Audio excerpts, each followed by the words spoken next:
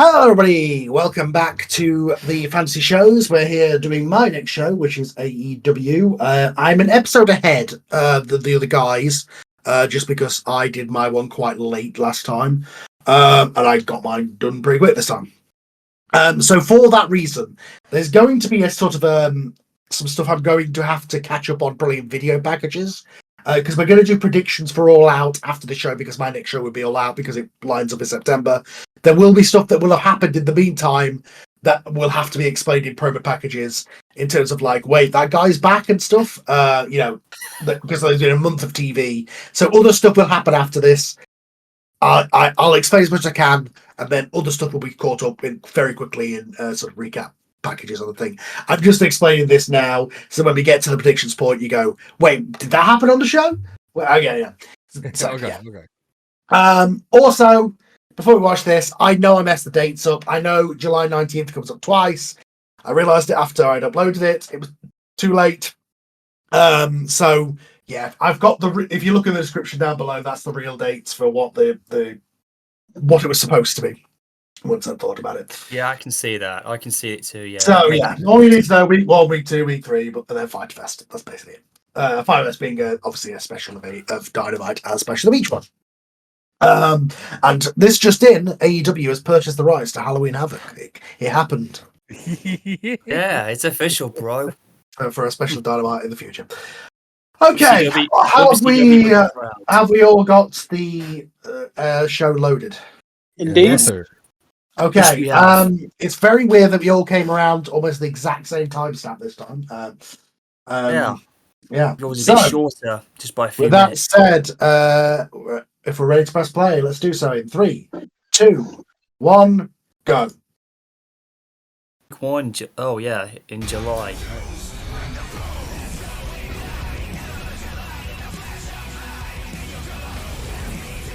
Good looking intro, kind of improved as Who well. did we pick up in the draft? This is week 1, so I've not updated it. Like Sting was still in there. Oh wow, nice, and a little bit of update. That's awesome, Carl. Wow. It's Wednesday, and you know what that means. AEW Dynamite is live and on the air here from Seattle, Washington. What a night of action we have for you here. Nice, real fans too, eh? And Nice, we're going to start Carl. off with an announcement with Tony Schiavone in the ring. 2K23 doesn't have the theme, so. Alright, ladies and gentlemen, tonight is a momentous occasion for all Elite Wrestling. Please allow me to welcome the newly appointed General Manager of AEW, William Regal. Regal. And yes, I'm using this WWE theme because what other theme am I going to use? It didn't have an AEW theme. You just say WWE theme instead of I'm WWF. going to use it WCW theme or something, I suppose, but. I mean, this is his theme. Let's be honest about it. I'm using Bret Hart's actual theme. This is a fantasy. Go with it. This is the best theme that Regal ever had. It's my favourite That's a really good call, if that's a call. They've got the face perfect. That is a good call. And Regal's hair as well. It's spot on. It's like he's gotten a bit I know. younger there. Genuinely, this feels like he was in the game and they had to take him out because he wasn't working there at the time. Wait till you see some of the AEW ones later. I've done some improvement ones. Mr. Regal, welcome. You have been appointed Good the choice new on a GM, by the way. General Manager. Yeah, perfect. Obviously, Oh, this management was a did not perfect like choice. how certain individuals were calling them out last month, and they decided to give you complete executive powers over all of AEW wrestling matters. You are the ultimate power and face of this company. But with that said, no more what calling brings me you on TV. to AEW. I was going to say, Carl didn't want to be on TV anymore. Thank you, Tony. Wow. It's a pleasure to be part of this incredible wrestling promotion.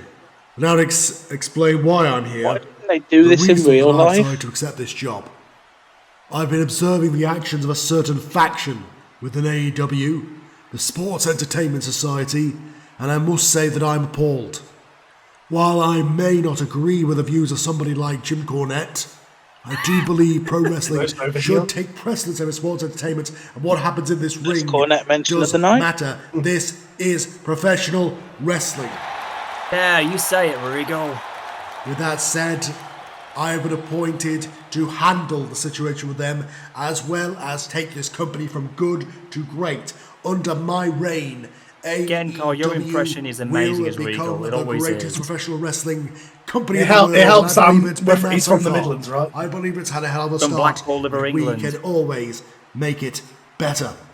Down south. With that said, I'm going to make a momentous announcement. Chris Jericho, you have earned a title shot against Bret Hart, and that will take place tonight. Bret Hart versus Chris Jericho for the AEW World Championship. It's big news. Shit. But that's not all. AEW boasts the most extraordinary women's roster ever assembled. And it's high time that we acknowledge that talent and don't just limit it to one championship. The women of AEW deserve a second championship for all the great stars and professional wrestlers within. Therefore, I'm excited to declare the inception tonight of a tournament to crown the inaugural AEW Women's Tag Team Champions. Nice. Tag team goal for the women, a tag team champion, the first ever AEW Women's Tag Team Champions will be a hell of an honour. So I know a lot of people want to be in it. So there's going to be a sign-up sheet in the back, and you can sign yourselves up with a partner. You can pick your own partners. However, if you do not select a partner yourselves and you want to be part of it, there will be a second sheet next to it where you can sign your name up for the tournament, and you'll be matched up with somebody on the list as well. I will choose the teams so you can get a chance at the tag team titles. It'll create some interesting pairings, that's for sure. Lord William Admin here. Oh no! Come on! I love you, Regal, but that's a lot of admin, dude. And what you need to do is use a pen. What you need to do is use the pen to write on the paper, so that the ink comes out of the nib of the pen. It's terrible, man. Honestly, Sports Territory come out to ruin the big show. Becky Lynch looking very much like Bull Nakano at the moment. Well. Look who we have here. The dad general manager, William Regal. How quaint. Yeah, William, you and Cornette are cut from the same outdated cloth. This is AEW. We're all about pushing boundaries and breaking barriers, not living in the past like you old fossils. Shut up, MJF. Seriously, No one wants to hear Regal, it. you think creating a new set of women's titles is going to change anything? No one can touch the man, and you know it. Sports Entertainment Society. Jericho, MJF, Miz, Becky Lynch. You certainly have strong opinions, and I respect that. But let me make something perfectly clear. Becky Lynch, you are the AEW Women's Champion, and you will defend the Women's World Championship whenever I deem it appropriate. Yes, you will. And speaking of which, Britt Baker has earned her shot at All Out, and I believe that that is a match that deserves to be at a stage that big.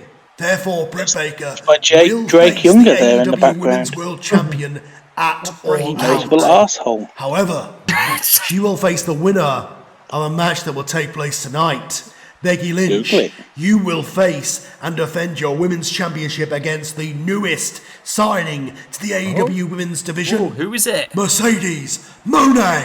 Oh my God. Jesus Christ. Bravo, Regal. You're really changing the game, aren't you? Don't get too comfortable, Regal. I'm going to make sure that women's title remains securely around my waist, no Regal's matter laying who down the throw law. at me. He is. We'll see about that. Now, if you excuse me, I have a show to run. Ladies and gentlemen, enjoy the rest of Dynamite. A new era has begun. A new era where the Sports Entertainment Society, you can have as much success or as little as I deem fit, but your days of holding this company for ransom are over. Yes! Thank God. Woo! I want to say later, there's a whole promo that's in text-to-speech. It had to be done, it's because of the accents. I couldn't get a woman to do it. So. WWA will be happy to hear about that. Glad to hear that, Carl. No more hold-ups. Good God. Chris Sabin, one half of the Machine Guns. And his opponent, Oh, look. I don't remember him being that jacked. He also looks quite. Don't worry, he didn't take any steroids, okay? I honestly can't help but see Hook and think Tom Holland's on the juice. Jesus, no, don't go there, Tom. Honest to God. Nobody does. He looks like Tom Holland on the juice. I mean, he does. Yeah. Compare him to Tom Holland, he was the bear in his prime, man. Honestly, give the guy credit. Oh, Jesus. Oh, brutal kick. That was a brutal kick. Was it like a jumping shining wizard there, JJ? Did that not knock him out? Oh, cradle shot. I mean, Hook has had a hell of a debut, but this may be all he wrote. He kicked out of it.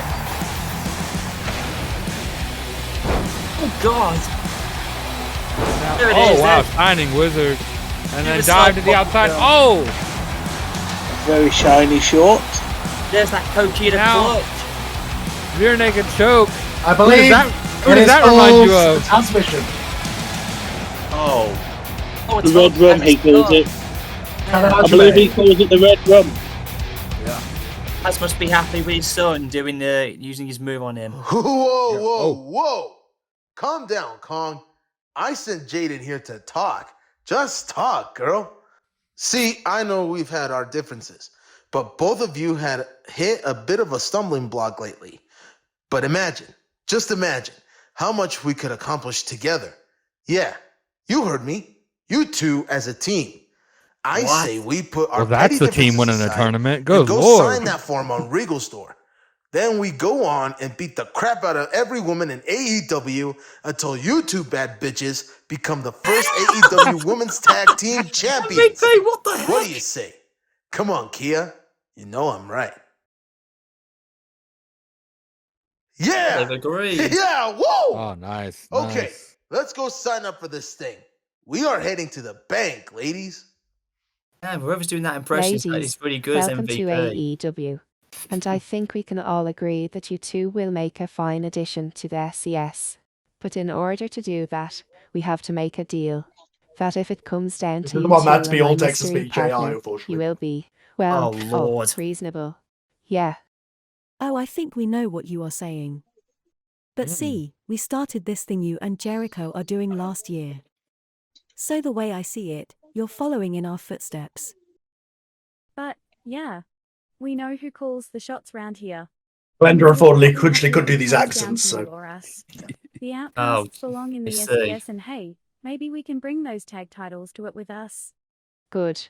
And you two know what you will do next week. Yeah, good. Trust me, it'll be worth it when you finally all get How many members are in the SCS now? Like 9? It will be iconic. This is they're not actually in it. They're getting promised that they're going to get in it if they want once. This whole sports entertainment side is getting too out of control. God, they're taking like the NWO. They're taking over half the roster. They're not in it. They're associated, and they've been promised a spot if they do what she says. It seems like they are in it though, Cole. That's the thing. Yeah, fair enough. Here we go. We got another matchup on. Who's this? Oh, it's Mercy Mo. Nice. Mercedes Moné. I will say I do not like this theme, but I can't use the Sasha Banks theme, so. I mean, this is a fantasy universe. You could. Just want to use an instrumental version of it. No singing. Do you feel bad that I had to draft Sasha Banks here, but it was anything I had to do? This is a hell of a match for her to debut in a women's championship match. Completely unrecognizable. Yeah, you have to wonder if some of the women in AEW will resent that. She looks almost completely unrecognizable. She has reinvented herself over the last few years. And that's what you do, isn't it? When she's back on American television looking for more gold. And let's just be honest, this is like almost like a reborn NXT rivalry. That's what Becky said to the girls backstage. I've got an old friend I'm going to go and slap around. Now, I will be honest, everything that Becky Lynch has been, has proven to be a good champion. But the thing is, her attitude stinks. She was a good champion in the past, but I can't say I can't say that this time around. Have you seen the way that she's been acting? I mean, she didn't even want to defend the title tonight. Because of these bloody AEW lawyers kept booing her and that caused her to go to the other side of the track. So you can't quite blame her with that, but literally she did take it a bit too far. Yeah, this is a callback to NXT 2015, I believe. These two. Yeah. I mean, the entire complexion of this division can change tonight. The title before. I think so. I'm fairly certain. They fought for the NXT Women's title. I'm fairly certain every combination of the horsewomen have faced each other, but yeah, they faced for the NXT title. One of the best matches they had at NXT as well. This time that was the night that made Becky a star, or at least contributed to it. Yeah. But now Becky's holding the gold. How the tides have turned. Now, yeah, you're right. Totally different situation now. Now it's Mercedes Moné that has to prove herself. Yeah, it's almost like the tides have turned in a new NXT style almost. How I'll see that sounds, but you get my drift, JJ. I mean, this will be no different to their past matches, but this is the first time they've clashed in AEW, so we're in for a treat. Yeah, this is not Sasha Banks. This is Mercedes Moné. This is. You get my drift, anyways, Carl. I mean, totally different. Totally different variation. This is a Mercedes that's more focused, more driven. Christ, bouncing back that drop kick there. Minutes later. Now, wait a second. Oh, what the heck? This could be it. That was disgusting. Oh man, what were you thinking? That was a bad position. That just gave me a bad image in my head. Yuck. I believe that's your fault. She got Becky locked up here. I really want to call it the bank statement, but I know it's not that. I guess Becky fights out of it, and who the hell is this? What's that? That's Trish Stratus. What the hell? That's Trish Stratus, I think. That's Trish Stratus. It is. Does she even work here? It's Trish Stratus doing an AEW, guys. What the hell is this? Joining Becky's group by the looks of it. This is... Why Trish? What the hell? Well, you people all wanted to know. Riga wanted to know who my partner would be for the tag team tournament. Trish and Well, Becky you're together? looking at her. Trish Stratus. Oh my god. It's horrible. What the hell?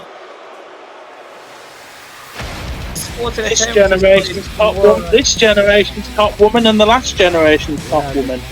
The two-woman power trip. You've got to think new favourites for the tournament there, surely. Here we go, guys. No disqualification. This tournament is shaping up to be a huge deal. So many stars in it. And speaking of stars, here's the icon Sting. Sting versus Darby Allin. No disqualification. Get him. Kick his ass. Kick his ass, Sting. Everything these guys have been through, this is what it comes down to. An ODQ between two former partners and best friends. Yes, I too would very much like to see Sting beat Darby Allin. All of us do. For very different reasons. The internet has run rampant with rumors here lately. That referee is Here's the committed. count. 1, 2. Oh, damn it. Come on, Sting. Oh my god, what a splash to the table. Oh, Darby Allin is undertaking heavy risk. Oh, great little shock moment. Oh, landing Sting on that bad neck. Gotta be it. 1, 2. No, Sting kicked out. Sting still has fight. Sting is a man who never quit. Will fight to his there you last go. moment. Oh no, coffin drop. That's gotta be it. Coffin That's drop. gotta be it. John O'Neill in Sting's casket. Drop the rope. Damn it. Got it. Darby picks a victory over the icon. It's gotta be the biggest victory he's had in his Sting career. gave it his all, but the youth of Darby was just too much. Back to the rafters for you, Sting. and this crowd are absolutely livid. But wait a minute, Darby's coming back in. Brilliant. Oh, what the hell is? Come on, what the hell? No! Damn you! Oh, fantastic. Beat him to death. Why don't you? Oh, you're such a smart Tom. Now the main event. Darby Allin, you son of a bitch! Chris Jericho, I thought it was over, but I guess I was wrong. It's far from finished. So you have got another shot here tonight. You're coming for me and my title. So gather your Sports Entertainment Society, recruit whoever you want. It won't matter, because as long as I am the AEW World Champion, I will stand as the guardian of this company, its values, and its future. You see, Chris, you may call yourself the king of sports entertainment, but here in AEW, it's about professional wrestling. It's about passion for this sport, the love for the art form that has captured the heart of millions across the world. You keep trying to undermine the foundation of this company, Chris. But let me tell you something. The fans, the talent, the very soul of AEW won't stand for it. The AEW World Championship is a symbol of excellence, a representation of everything that is right in professional wrestling. It's a title that I hold true to my heart, and I promise to protect it from people like you who seek to undermine its value. Chris, tonight will end just like Double or Nothing. You are going to tap out. And I will work away, still world's champion. Bret Hart, you got lucky once, but it won't happen again tonight. I will take the AEW World Championship and I will revolutionize it. I will bring it back to sports entertainment and save this company from you and your like. You want to talk about tradition? Tradition won't get done. Only the Sports Entertainment Society can save this company wrestling forever and make it as profitable as it needs to be. Good luck, Chris, because you ain't gained that belt.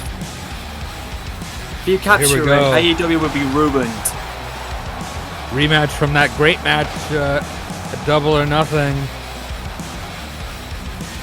Can they step it up a notch? Bret's been a great champion since he captured it, and he's brought pride and prestige to that title. And he has defended it from the sports entertainers. He has kept the pro wrestling tradition alive. I know I keep going off topic, but I think WWE would be proud of Bret because, you know, he's bringing prestige back with championships just like a certain Phenom does. Kind of like what Bret's doing, and hang on a minute. Is it me, guys? Guys, is it me, or was Bret Hart wearing his SummerSlam 91 attire there? Maybe, but certainly Jericho thinks he has the upper hand here. But not after that pile driver. That keep him down for 3 seconds. 1, 2. Oh, Jericho kicked out 2. Very close. Oh, big elbow. Oh no, the referee's knocked out. Not the ref. No. Oh no. Now we've got no referee, guys. What do we do?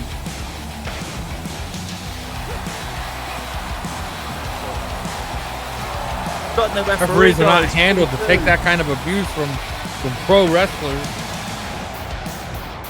You'd think the refs would. Now, what the hell is this? MJF, no. You got the referee out. Got the numbers MJF making his way to ringside. I smell shenanigans here, guys. It doesn't smell good. He's looking to screw over Bret Hart. Now he's got that chair. Come on, you can't win the title this way. Come on. Whoa, wait a second. MJF just hit Jericho. What? What the hell is going on? What in the heck? 2. Bret retained. Again. MJF hit Jericho. I think Jericho just got his walking papers. Well, fans, I don't know what to make of this. Did you guys? I'm confused, but I think Tom's right. I think Jericho just got excommunicated from his own group. I think that's your pink slip. That's your pink slip right there, Chris. Sign it underneath the dotted line, and off you go. We go 7 days later. Now, what does this son of a bitch want? MJF, explain your actions. What happened? What was all that about? We demand an explanation. Jericho, Miz, and Becky. MJF, Miz, and Becky. Jericho helped you guys out so much. Why? Damn it! Alright, shut your mouths and listen up. Tonight is a night for change, and it's time to address the failures that have been holding us back. Chris Jericho, the so-called leader of this faction. Why did I do what I did last week when I cost you the AEW Championship? I did nothing less than you did to me. You have proven time and time again that you are nothing but a has-been. A double or nothing. You had a chance, an opportunity to dethrone Bret Hart as the AEW World Champion. And what did you do? You failed! Oh, but it doesn't end there. At Bash of the Beach, when it was time to support me, your own teammate, you turned tail and left the arena, leaving me defenseless when that goody two-shoes Bryan came down. Jericho, you beat Bryan inconclusively earlier in the night. You knew that he wouldn't interfere. You knew that being the person that he would stand up and try and rescue his hero Bret Hart. And you handed him the opportunity to screw me out of my rightful championship. So Jericho, I feel like we've been here before.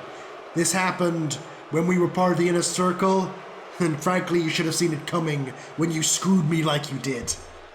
Well, Jericho, you're out. Consider yourself kicked to the curb. You failed me, and you failed all of us, and I refuse to let failure be part of the Sports Entertainment Society.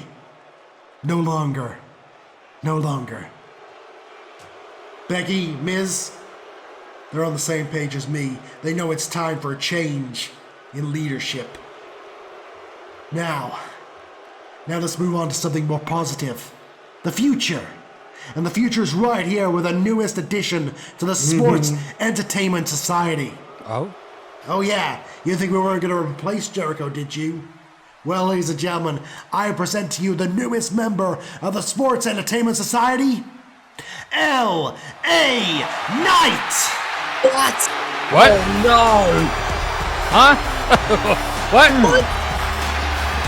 Because four egos this size is going to go well. Oh my guys, let me just be honest. Bradley is going to shit his pants when he finds out. Oh my god. I didn't see this coming. Of all people to play Jericho, LA Knight. Well, LA Knight. Yeah, he's in the SES. Oh, what have you done? What the hell have you done, man? Oh no. Because four egos like this is going to get on well. Wow, you call this well, Tom? Jesus! AEW, let me talk to you. Yeah. L.A. Knight has arrived. And let me tell you something, folks. What a pleasure it is to be standing right here with the most cunning and impressive faction in the industry today. Oh, no. Sports Entertainment Society, huh? Well, you've got yourselves one hell of a centerpiece now. You see, AEW. Yeah. He already thinks, hang on, this guy's got a bit of an ego here. Wherever I go. Oh my god, this is going to be But it bad. wasn't until I stepped foot in MJF this will be company stabbing him in the front that I and the back realized by Christmas. Easily. there's only one place I truly By belong. the end of the night. The By the end of the top. night, possibly even, yes. And that's right where each one of you will witness LA I Knight don't know forget how rising to go. to. This is a wedding. That's I don't right, see Knight, this my happening, boy. guys, honestly. And with the Sports I Entertainment don't know Society how. by your side, you'll soar higher than you ever thought possible. We know talent when we see it, and you got it in spades. But remember one thing. We don't settle for mediocrity. We don't settle for second place. We're champions. And we expect nothing less from you. Yeah. To go as well as the bet Chocolate on Fire that, Guard MJF. Company. Let me tell you, AEW, LA Knight doesn't settle for anything less than the very Or best. the cheese swords. And speaking of champions, you're looking at the man who's destined to hold championship gold around his waist. Really? AEW, mark my words, you've never seen anything like LA Knight before. And soon, Man. the world will be chanting my name as I add mean, I've another seen a title to the wrestler who looks collection a lot of like greatness LA Knight that before. is the Sports Entertainment Society. Yeah. So let the doubters doubt, let the haters hate, because AEW with LA Knight and the Sports Entertainment Society in town, there ain't no stopping this train. Yeah. This is our era now. And together, we're going to rewrite the rules, redefine success, and leave an impact that'll echo through the annals of wrestling history. With everybody saying,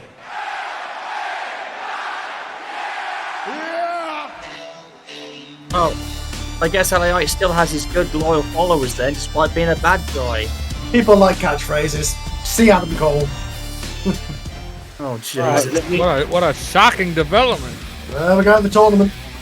Here we go then. Oh, got the new belts there too. Impressive.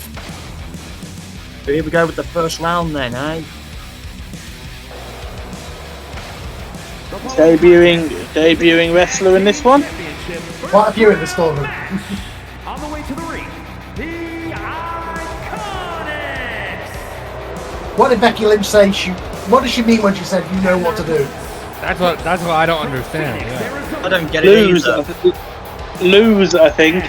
From Toronto, Ontario, Canada, Aaliyah! Yeah, you get your name said right. It's Aaliyah. Aaliyah, I should have guessed it that. I couldn't even get the name pronounced, but thank you guys for correcting after so long. Only in AEW can you get a name pronounced right. Whereas I was been doing crab shit, apple somebody this can whole pronounce time. it. Well, super kick. Slam by Aaliyah. Swinging netbreaker. Double team on Penelope Ford. What a tournament this is going to be. Holy shit! What a suplex by the woman. Look at the flexibility there. That's Peyton Royce. See the airtime. I think she's the most athletic out of the bunch of them, and she progressed with her team. And the Iconics win. She's wearing Bret Hart's colours, pink and white. Not surprised that an established women's tag team won there. I kind of am, Tom. Tokyo, Japan. Well, this is certainly two interesting teams. And her partner from Pittsburgh, Pennsylvania, Dr. Britt Baker. I thought she was Woman who will called face Becky Baker. Lynch for the women's title at All Out. We're getting a preview of it tonight. All-Star Women's World Champion, Becky Lynch. Oh boy. This isn't going to go down too well. Wow, again. here's the legend Trish Stratus. Ontario, Canada, Trish Stratus.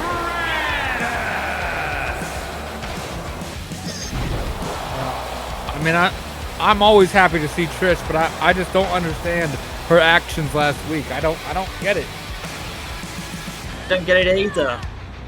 Trying to figure that out. Britt Baker making that hot tag. House of Fire coming into the ring. Oh, here we go. It's just going crazy here. Considering how long it's been since Trish Stratus was since her career and she retired. It's like it was yesterday. I know what you mean. It's amazing the condition she's in. I know what you're saying, Tom. Here comes Britt Baker and a big curb stomp. Oh, Super I too kick. know what I'm saying because I said it. a big kick to the Making face. sure, it makes Becky Lynch know that she's coming for that title as well as these big titles. I'll admit, Trish Stratus is Time for looking some crazy. satisfaction. Oh yeah! Springboard bulldog off the road. Wait a second, disarmor to Rio. Oh, that's it. Oh, He poor tapped Rio's out. got to tap out. Britt Baker just kicked the referee at the very end. Britt Baker couldn't break it up in time. Britt Baker was like, "Fuck you, ref." Did anybody else hear a snap when she tapped out? Oh, I was too busy getting the referee kicked. Carl, why is up with your referees getting No, boosted? god damn it, Oh, no! what do you Fuck, get? No. god damn it, fuck. Well, what a fuck. miserable day it is to be here on this so-called wrestling promotion known as AEW. Oh, Let me another tell you, month. folks, I hate everything about this place. From the hokey gimmicks to the flippy-dippy gymnastic-style wrestling. This isn't wrestling, it's a circus, Where do you and I turn don't up to belong work here. then? Enough about my grievances about AEW tonight. My new clients, FTR, are going to show all you AEW fans what real tag team wrestling looks like. Jungle Dorks. That's right, I said it, Jungle Dorks. You may be beloved darlings of the circus, but tonight FTR will prove Jim they are Cornette, the the most best tag team popular on the man in planet. professional And once wrestling. they're done He's with been all over you, everybody's Miz show. and MJF, your time as so-called champions will come to an end. Oh, and also why I got this microphone. Hey, guys over in England, it's great that you're suspending half your show talking about me. Keep it up. You'll get everybody to tune into AEW. Not that that's a great thing, but it's better than watching your crap. Oh, screw you, big Cornette, man. Jesus Christ. If you try to Ladies and gentlemen, retaliate, boys and I girls, will and all you stop you. simple-minded AEW fans out there, gather round. Tonight you're about to witness a game changer, an absolute force in the world of professional wrestling. But before I introduce him, let me address something about this so-called AEW roster. You see, I've been around this business for decades, and I've seen a lot of pathetic pretenders who call themselves wrestlers here. The AEW roster is filled with nothing but vanilla midgets, flippy guys, and spot monkeys who wouldn't know a wrist lock from a wristwatch. God damn it, But tonight, Yeah, brace but yourselves, yet you still because the turn up Wrestling for work. Foundation is about to inject some class, technique, and true wrestling into this promotion. Not 1985, Jim Without Cornette. further ado, let me introduce to you the newest gem in the Wrestling 85 is Foundation's generous. crown, Claudio Castagnoli. Oh, Guy who wow. left WWE, who lost to The Undertaker. Now he's here in AEW. Jim Cornette's got a new client. He says FTR, and now he's got Castagnoli. Wow, this is looking intriguing. Like what I think of Cornette, I'm going to say he's putting on a heck of a unit here. Do you guys agree? Loving casual Jim Cornette here. Yeah, same. Damn it. It's a Friday. It's casual Friday here on AEW Dynamite. The hurricane of timelines is a little bit weird. Like, did he lose to Undertaker yesterday? I think he must have done. Yes, he did. Sting had his last match last week. It lines up. Good. I suppose, just about, yeah. Yeah, so This, Claudio Castagnoli, is a true wrestling virtuoso. He's not some overhyped high flyer or glorified stuntman. Claudio is a wrestler's wrestler and a true embodiment of old school values and techniques. And tonight he's going to still go lost into that yesterday. ring and he's going to show you all what wrestling is all about. We are going to revolutionize, we are going to save professional wrestling, whether you all like it or not. Cornette, my WWE is preserving we don't wrestling. like it. We've already saved it. Preserving it. You're just trying to kill it off. Just as bad as the Spoil Entertainment Society. yes, he did call his group the Wrestling Foundation. Jesus Christ. Yeah. Yeah, that worked so well in '98, Jim. In WWE, we're in a 4 decades preservation. That's what we're doing with the 80s, 90s, 2000s, and everything in it. It's a terrible thing when an established tag team breaks up and then the one that doesn't go on to do anything is just used as a jobber. Oh, Ray Phoenix. All three of us have done Poor Ray it. Phoenix. We've all done it. We have all done it. Yeah, we all did it, yeah. Can I agree with that, Tom? What a good debut for Castagnoli. Yep. Oh, he's got a bad bruise under his left eye there. He is the wrestler's wrestler. Yeah. Okay, I did his real footage for this match because I forgot to tape it. So here's a real version of what happened. Oh man, these graphics are crazy. What's going on? Is it 3D or something? You got 3D glasses on here. Oh dear Lord Carl. Reality and fantasy have come to life at last. Yes, I am beating everybody on the way out. Jesus Christ, Carl, you're booting everybody out of your company. How cruel is that? I just fired them all. You said no, we're beating you. Match was supposed to be with Miz, by the way. I can't say anything about beating people on the way out. Well, this is supposed to be a one-on-one match, but this is just a beatdown. Wait a Oh second. God damn it! There's LA Knight. What the fuck? What the hell? Brian's just been getting his ass whooped all night long. So saving Bret Hart. And yes, I did get a much better Brian call. FTR wearing Pride Month colours? Oh, wait a second. That's ridiculous. Wait a second, it's FTR making the save. Why? Why are they on Brian's side?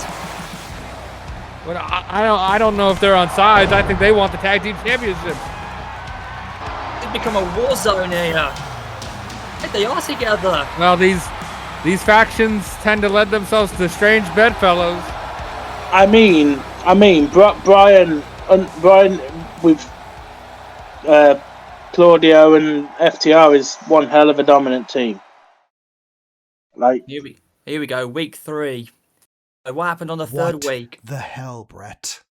Last week, I was left high and dry when the Sports Entertainment Society attacked me in my match with Miz. And where were you? Yeah, really. Come on, Brett. I came down to Bash of the Beach and helped you retain your championship. Brett. You were supposed to be there. Where were you? Oh no, I went home. I'd already left the arena at that point. I had no idea what was going to happen to you. Oh, that's your excuse. I went home. That's your excuse. Instead, I'm rescued by FTR. FTR saved me, but not the guy whose championship I helped retain. Brian, you have to understand. I went home. Jim Cornette did that to manipulate you. He wants you to join his wrestling foundation. Whatever the hell he's calling it. Yeah? Well, the way I see it, those guys, FTR, Cornette said... It's about the use of foundation, are we, Brett? But they had my back. And you didn't. And I'll remember that. Hitman. Oh, shit. That felt very, very intense there, guys. That really did. Jesus. That's a situation we got to keep an eye out on. I'm not liking where that's going, guys. I'm being serious. I don't like where this is going. I do. It's a tag team championship first round match. Introducing first. Tony Storm making her way to the ring. A Brett versus Brian match, yes, please. Yes, Now if we that have happens. the Outcast. I don't like how it's going to go. It's not how I envisioned it, but we do want a Brett Brian match. But the way this is going and how it's shaping up is not how I was going to see it. Sarah. that is a very good call. Close enough. Yes, it is. She even had those screams and stuff. I was like, holy shit. What the hell? No. Okay, now this is a bit of a weird tag team entrance. We got toxic attraction. I'm attracted. I'm not attracted to toxic shit. I'm going to stuff that. Honestly, if anybody's a toxic attracted fan, then you're in the wrong town, buddy. That goes for you guys in AEW. They are the more experienced team, I would say. Yeah. I mean, these girls wouldn't come in on my roster, so they can stay on AEW. No place for toxic women. Jesus Christ. Oh my goodness, what a move.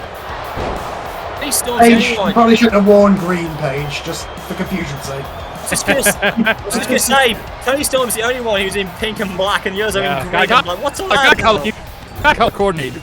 Gonna be tag team. I am actually becoming green with envy right now.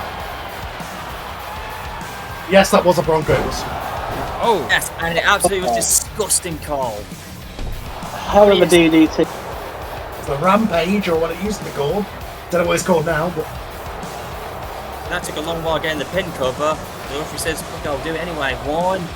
Yeah, that was a devastating maneuver, and that gets the job done. For some reason, Tony Storm's doing a Brian Yes jump. What was that about? Is that what she won? She's happy. She's moving on to the next round. Oh my God! What? Alexa, what did you do to get in this match? She signed up on the other sheet. I know. And Phoenix signed on the other sheet, and William Regal put them together. I know, but like, she's the smallest woman in this match. Well, she's the smallest. I mean, William Regal decided that her and Beth Phoenix would be a good tag team. You've got to sympathise with Alexa, because surely Beth is not in any fit condition to be here. What happened to her? Honest to God. This is, guys, let me be honest, this is a tag team match made in our ultimate nightmare right now. Honestly. What the heck, Awesome Kong? You looks like you've gone back 10 years younger. What the hell? Absolutely wild. Oh my God. Oh, jeez, and Jay just blew herself up. The idea of a team of Kong and Jade is terrifying. What's with those MVP big as shades? their manager. No. Guys, and what's with those big shades that Jay was wearing? It's like she was wearing Cyclops glasses there for a moment. Who the heck is going to beat these two? Becky Lynch and Beth Phoenix, by the looks of it. Looks like Jay just... Is it me, Cole, or is Jay representing Storm here? Because he's got like the white hairstyle from the X-Men. Yeah. Now, oh wow, Beth Phoenix and Awesome Kong. What a dream match this is. Two powerhouses going in there. Beth Phoenix countering. Oh, good reversal. Ooh. Alexa Bliss just not having luck in these tag team matches. She never has luck wherever she goes, JJ. She never does. No. Wow. Yeah. Awesome Kong breaks I think we kayfabe. all saw that one come in. Oh, and a big ovation for Adam Cole. What the heck? So what he did? The Young Bucks don't seem too enthused about this. Did you hear the crowd pop then? Who's ready for story time with Adam Cole, baby? Okay, all of us are. All right then. All right. Well, it's glad to have Yeah, you I've got nothing both better out to be here doing, with so I me. might and as well. It's good to see your faces, but I don't see a lot of smiles on those I don't faces. think I don't think get they're buying it. I get it. I get because I'm not happy with how things went down recently either. You see, when I beat Kenny Omega to take over the Elite, I thought I was doing what was best for all of us. Kenny, the books, myself. But in the process, I hurt our friendship, and for that, I am truly sorry. You really mean that, Adam And a Cole? Bash of the Beach, Oh. when I got us disqualified to save us from Mil Mortes and La Casa de la Muerte, I had no choice. They were out for blood, and I couldn't stand idly by and watch my brothers suffer. I had no choice. I had to do whatever it took to protect myself and my brothers. I made a tough call, one that led to getting us disqualified, and for that I am truly sorry. But I did it to save us, to save your lives from injury or worse. Well, yeah. Tonight, Really? I'm not Can here you to dwell on expect the us past. to buy into that? Tonight I'm here to buying it, make up guys. for it. I'm not buying it. To my brothers in the Elite. I I'm am. here to I bring am. us I've seen together that like scary never Mil before, Mortes look. to unite us as a force that cannot be reckoned with. Wait till the promo later. Ladies and gentlemen, I present to you the newest members of the Elite. Who are they then? Huh? What? This makes no sense. But now what the hell is going on here? We know who they are. Ollie O'Reilly and Bobby Fish. That's right, Kyle O'Reilly, Bobby Fish are once again back. And that's right, the Undisputed Elite is once again alive and well. And the Undisputed Elite is going to dominate this company like never before. With Kyle and Bobby by our side, no one will be able to stand in our way. So to all you haters out there, you better get used to it because the Undisputed Elite is going to run this place. And as for you, Kenny Omega, well, I'm sorry for how it happened, but I promise you the Elite will be stronger without you. It's basically a combo of two factions wrapped into one. Wow. But it makes sense. Faction warfare and all that. Here we go for the final week. Let's see what we got then. Fyter Fest. Special. Hello, ladies and gentlemen, and welcome to Fyter Fest. Hi, Regal. A hell of a card. We've got Hi, several Regal. What's up, bro? championships on the line. But most importantly, Why are you in is just our a normal main office? event. You're supposed to have your Our picture main of the event queen, the will king. decide Sorry. who will face Still a bit Bret raw. the Hitman Hart for the AEW World Championship at All Out. It will be an 8-man battle royal, and I have picked what I think are the 8 top contenders for the World Heavyweight Championship in that match. All right. An Really? 8-man battle royal, and the winner of that match will face the AEW World Champion. And if it is still Bret the Hitman Hart, then that is what it will be. at All Out in September. Thank Wow. you, and enjoy the show. Wow, Bret Hell of Hart's a show on. tonight. Hi, Bret Hart. Semi-finals. Another Here we go. round of the Now, women's tag team now tournament. this one is going to be interesting. Yes, it I think we're about to find out what "you know what to do" means. Can anybody else smell? Can anybody else? No, I don't understand what. Can anybody else smell a finger poke? Don't give me a bad image in my head. That just sounded so wrong. Well, now, Peyton Royce just jumped out of the ring. What the hell is going on? What? Wait, so what the hell was that? What the hell is going on here? It was like a So laying let down me job. get this straight. What? The We have fix is to in. plan our way into the SES, but Trish just gets in. This is bullshit. The hell with her and to hell with them. Oh. Saraya not happy. Hey Carl, just to give you a heads up, I really do like the arena for Fyter Fest. That's really cool. Yes. It's quite impressive for an arena that size. Oh, awesome. Kong changing her colours here to a fiery look. Jade not coming out with her Cyclops glasses. Surprised to get blown up in the pyro. Maybe that's why her skin got burnt up and tanned badly. Oh. She's changed her hairstyle again. Saraya taking it to Oh Kong. boy. Oh, do be careful. She's got a weak neck. What's that? Yeah, screw that. She never had a neck injury. Jade near got the win for her team there. Now the former Paige is just Paige Larryting Jade up by a cross-legged and a super kick. What a combo. Oh god. Oh. Interesting maneuver there from Tony Storm. What'd you call that, JJ? I call that culture out. I don't know what to call that. Effective. Looks like, and she tapped out. Now, oh wow, And what Jay a have advanced. backbreaker. Tony Storm bent in half. Move that would make Lex Luger proud.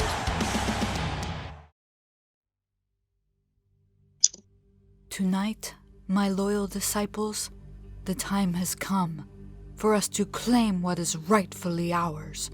We are La Casa de la Muerte, the House of Death, and our destiny is written in shadows and blood. Mil Muertes promised both of you individual glory when you joined our dark ranks. He vowed to lead you to greatness, and tonight, his prophecy shall be fulfilled.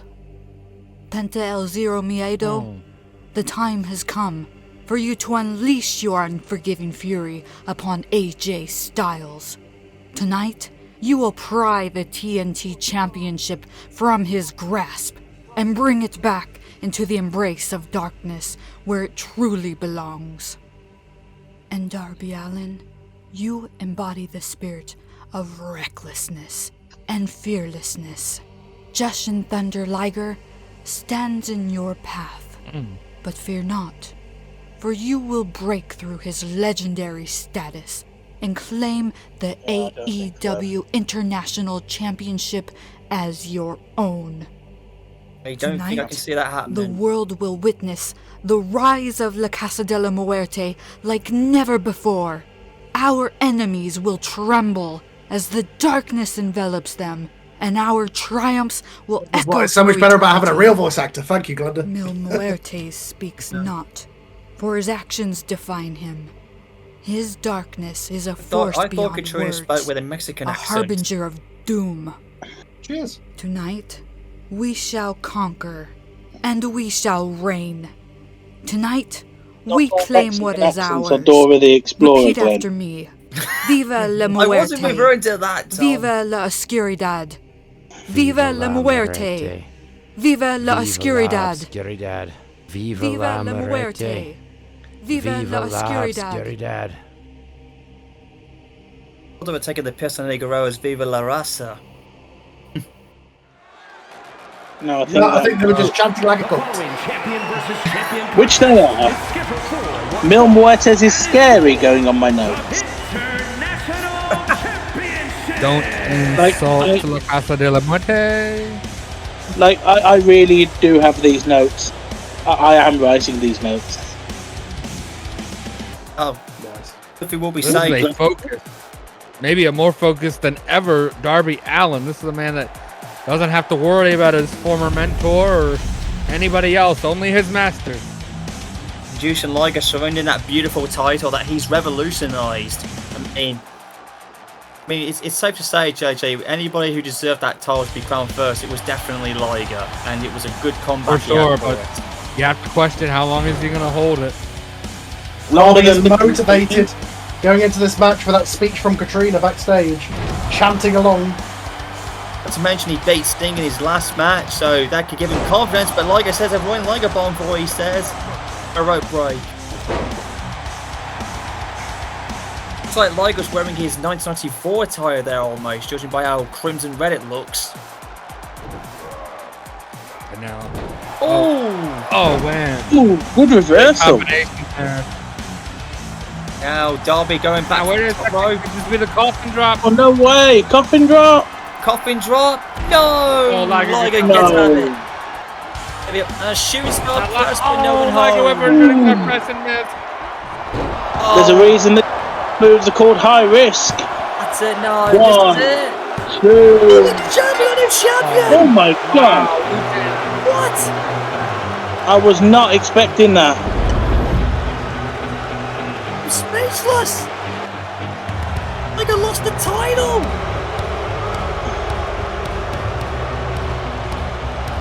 And this new dark personification, this focused, this motivated Darby Allin just got the job done.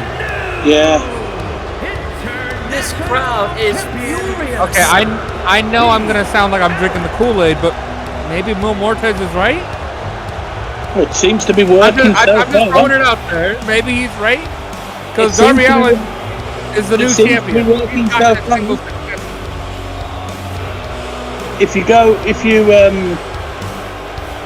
that's just gross. Oh god. Hope me and Morris didn't see what that. the hell is this? What the... We find out from Regal that you had a chance to put us in that Four Corners tag team match tonight, and you put Red Dragon in it instead. They've barely even been in this company. They've not even beat anybody yet. Yet they're getting the tag team title shot, not us. Calm down. Look, yes, I did, but given everything that's been going on lately, you guys are a little stressed. I didn't think your head would be in the game with all the changes, so I thought perhaps maybe Red Dragon will be having more of a chance of bringing the tag team titles home to the Elite. Am I wrong? Sons, perhaps? I'm done. We're done. Hey, what the hell's that supposed to mean? Get back here! Hey! Well, the Elite might not be the Elite anymore. And Regal is about to fuck the SES right here. Oh god, clear tag match for the titles. Oh my goodness, this is the match that all of us want to use. We've already seen one title change. We may see another right here. Lord, FTR wearing their 1980s colours, but I do not approve of them wearing the Pride colours on them thing. God, I do. Good on you, FTR. Speaking of a tag team that deserves more Beast Boys here. Yeah, Team Extreme. I know that royalty-free song anywhere. Any of us do. Yes, the Play as much of it as you like. It's very public. Yeah. Play as much of it as you like, Carl, because it is very public domain. Yes, it is. Listen to this crowd. They love this. They're all headbanging to the theme song. Team Extreme are back. One of the best tag teams to ever come on. If the SES didn't have a hard time before, they got a hard time now. These two guys would be perfect on AEW Gold. Would you guys agree? It's the legendary Hardy Boys, multiple-time tag team champions, multiple-time world champions, here in AEW. Guys who invented the ladder matches as well in tag team style. Oh, I don't think they invented them, but they revolutionized them. did in tag team divisions, they did, Tom, but not single-handedly. This is going to be awesome. Ooh.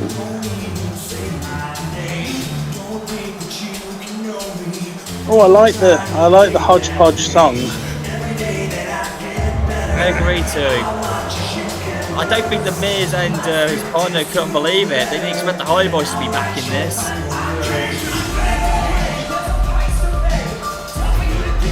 I do like the remix, Carl. It's very, very good. There's something about two songs mashed together that I love in wrestling. I've credited the artist who made this on the other videos. All credit to him. Hey Tom, I think you and me can both agree because I am a bit of a mashup theme fan as well. When we put our favourite tag teams together, we want to make them into like almost any two songs put together is just better than two singles entrances. It's a great thing about creativity. Or when a team gets together and they just use one guy's song, and you're like, oh, but they're supposed to be even. They're supposed to be equals. they're supposed. Yeah, but why are they using that guy's song? Surely that makes him the leader. Got fired at the WWF as Miz and MJF make their way to the ring. Pretty sure MJF and the Miz Well, good luck, guys. Good luck. Good luck retaining titles this time. William Regal has royally fucked them here. Yeah. Good luck paying attention to this. Good lord, this is chaos. Well, Miz, you gotta give Miz credit. He's taking advantage of the rules here. Good to know 4 corners matches are possible, though. Oh, that is true. Only in tornado tag form. Oh, MJ took a powerbomb on the floor and moves up like goodness. At this point, I'd take it. Oh, gosh. This match has just been insane, all over the place. Give it a pile driver. Oh, good lord. Miz now Miz, schoolboy. 1, 2. Wait a minute, Oh wow! Wait a second! Wait, who got the pin there? Miz rolled up Kyle O'Reilly, I think. At the last moment, I saw a double pin there. I mean, both men were pinned, but I think you're right. The referee was looking at Miz and O'Reilly. Damn, I'm actually surprised. They actually overcame the odds despite how battered up they were. What an insane match this was. Oh, over the top. And yeah, the referee has ruled that Miz and MJF have won this match. I guess they threw it back at Regal. They tried to get screwed over, but they somehow got the job done. Somehow I think they'll be in the Battle Royal later. I mean, FTR was so close. Like, I know their manager is a jerk, but I feel bad for those guys. Well, here's part 2. Somehow I think Cornette will blame the fact that that there were 4 teams on why his team lost. Oh, there we go. Well, here's part 2 of the Casa de Monte's prophecy. If it had been a straight tag team, that would have won easily. Don't forget, AJ Styles is coming into this match with a broken arm already. Or at least a dangerous, I should say. And I've got to say, AJ Styles is looking very Japanese-like with the white and black stars. That shoulder was separated, but Pentagon looking to separate it even more. Oh, come on, AJ, recover. Oh. Too close to the ropes there, AJ. Ooh, pulling on that broken arm. Oh, and smashing his face into the dirt. AJ has been cleared, but just barely. Looks like this is going to be it, guys. AJ is knocked out. He's not all lied up all the Darby Allin earlier. He needs a Z-pack. You break a limb, you never really fully recover from it. Oh god, AJ! Oh god! Oh my god! Oh my god! AJ's arm cracked. He broke his arm. I just heard it. I'm gonna be sick. Oh god! Oh no! Broke AJ's arm. I heard it crack. I heard AJ scream. Oh my god! Who tile changes? That was devastating. Oh. Now they've got, Casa del Muerto collecting titles here. I hate to say it, but maybe Mil Muertes was right to recruit these guys. maybe they were right to take him up on his offer. Does that mean Mia Mortis? Katrina.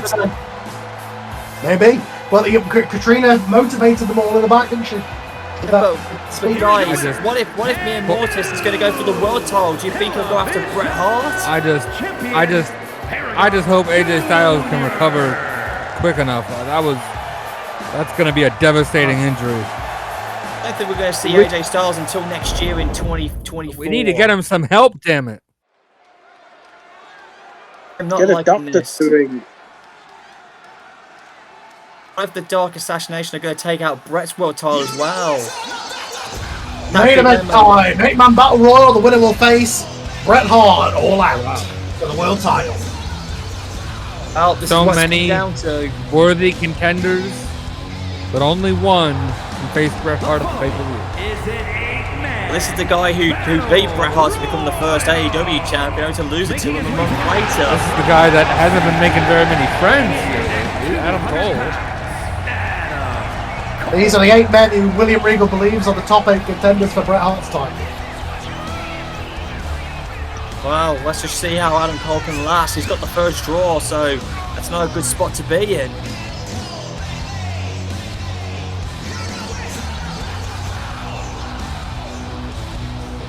Yeah, we'll bring you this match in completion, ladies and gentlemen. So this is that main event. But this is the only match. Now this is actually in full. Okay, it's going to be the match of the night for sure. This Adam Cole core is ridiculous. He actually looks like he's in the game. He does. The hairstyle, the quality, whoever did it. And also, that boom chant and the baby chant is in the game. This is a core. Does look like him too, almost. I mean, the hairstyle, everything. That's spot on. And the chants, other than the Adam Cole part, the Adam chants are in the game with him. You know, Wow. Genuinely, they're just sticking anybody in just in case these days, aren't they? They are. Just sticking the parts in anyway. Here's Daniel Bryan. Oh, wow. Wow, he got number 2. Nice of Bryan to dress up for the occasion. Yeah. Is it me, or was he wearing a bit of Japanese style on his attire there almost? He's wearing a shirt. I was thinking just redneck. Yeah, he's from Aberdeen, Washington, and he's not a redneck. I mean, well, what he is a fantastic pro wrestler, and it's an American not very dragon. happy with Bret Hart. Fyter Fest evidently isn't worth $500,000. No. If you get that reference. Yes, we get the reference, Tom. At least it won't be the final countdown for these guys, let me tell you. And also, let's not forget Bryan has that little beef with Bret Hart about him saving his title, but not saving him. Yeah. Which, I mean, I know Bret left, but I don't know, if I was Bryan, I'd be a little miffed as well.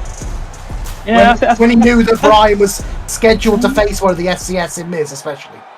I think if I was Bryan, I'd be pissed. But also, we've all been in Bret Hart's shoes and wanted to beat the traffic. Right. We did. Who wants to stay overtime at work? Early. We've all done it. We've all left early to beat the traffic. Well, speaking of Jim Cornette and his wrestling foundation. Oh, there's Claudio Castagnoli. Wrestlers don't get paid by the hour. There's no reason to stick around. In my WWE, you do get paid by the hour if you show up. Oh. Right. So that's why Taker's program is so long. It's a fucking machine. That explains the length of the promos. That's why everybody talks so much. Not only that, but if you're late on time, you still get paid regardless. Nash would love that. Late. Even if you're late by 1 minute or 2, it doesn't really matter. You're still going to earn your paycheck. Again, the logos are fantastic on Claudio's top. Even on his tights, representing Switzerland as well. That's really good. Because he's from there. Ignore the writing. I don't know why it says Scott Hall. I was going to say, where is he? You didn't draft him. No, you didn't.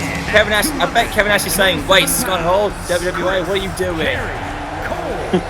First time we've seen Jericho since he was turned on by the SCS. Yeah. I guess Jericho's kind of trolling you there, I Carl. like this attire though. Yeah, he's dressed in white for the occasion. What's all that about? I mean, you know he wants a rematch with Brett. He's borrowed To Triple settle the H's score. paddy coat. Yeah. He's got Triple H's 99 haircut and just dubbed it white. And rip on He's going on to has the beef with the SCS for kicking him out, especially MJF for hitting him in the head with that chair. Yeah, for sure. Yeah, he's still using his theme song. No wonder Carl's using the money for that. Jericho gets kicked out of the SES and he's like, shit, I need some attire. All my attires got SES on it. Oh, Jericho Appreciation Society, Jack. Well, I think the Jericho Appreciation Society is Jericho at this point. He had to rush, he didn't have time to get new gear made. Jericho's on his own, he's been booted I think over his Jericho own is the faction. only person that appreciates him at the moment. Who's next to join the party then? Oh, shit. Oh, this ain't good. Oh, even Jericho's admitting he doesn't like it either. You see how he was reacting? Which one and how many? Takada! Rainmaker himself. Close enough. the Japanese legend, the man of Japan, Kazuchika Okada. I thought Okada was a young upcoming individual. No, he's He is the man in Japan, multiple time IWGP champion. Is he holding multiple time anybody champion. else? Wars. Yeah, he wars is he has been called the Shawn Michaels of Japan. I didn't expect he would be the Heartbreak Kid of Japan, but wow. He has earned that reputation. He's not a cocky like Shawn Michaels, is he though, Carl? Have I got my Japanese guys mixed up, or is this the same guy who was very badly booked in TNA briefly? Yes, it was. You're correct. It was him under the This is the same guy. Yeah, I thought so. How so? And then he went to Japan, became the biggest star in the world. Okato.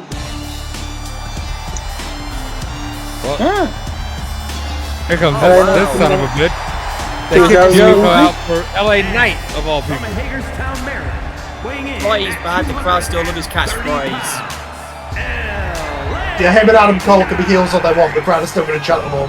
I can't take his LA name Knight seriously. LA Knight is my hometown guy and all, but I'm sorry, I can't support his act. I can't support his act. As you. Oh my goodness. I can't take the LA Knight name seriously because the LA Knights was a fictional basketball team in I think it was Like Mike.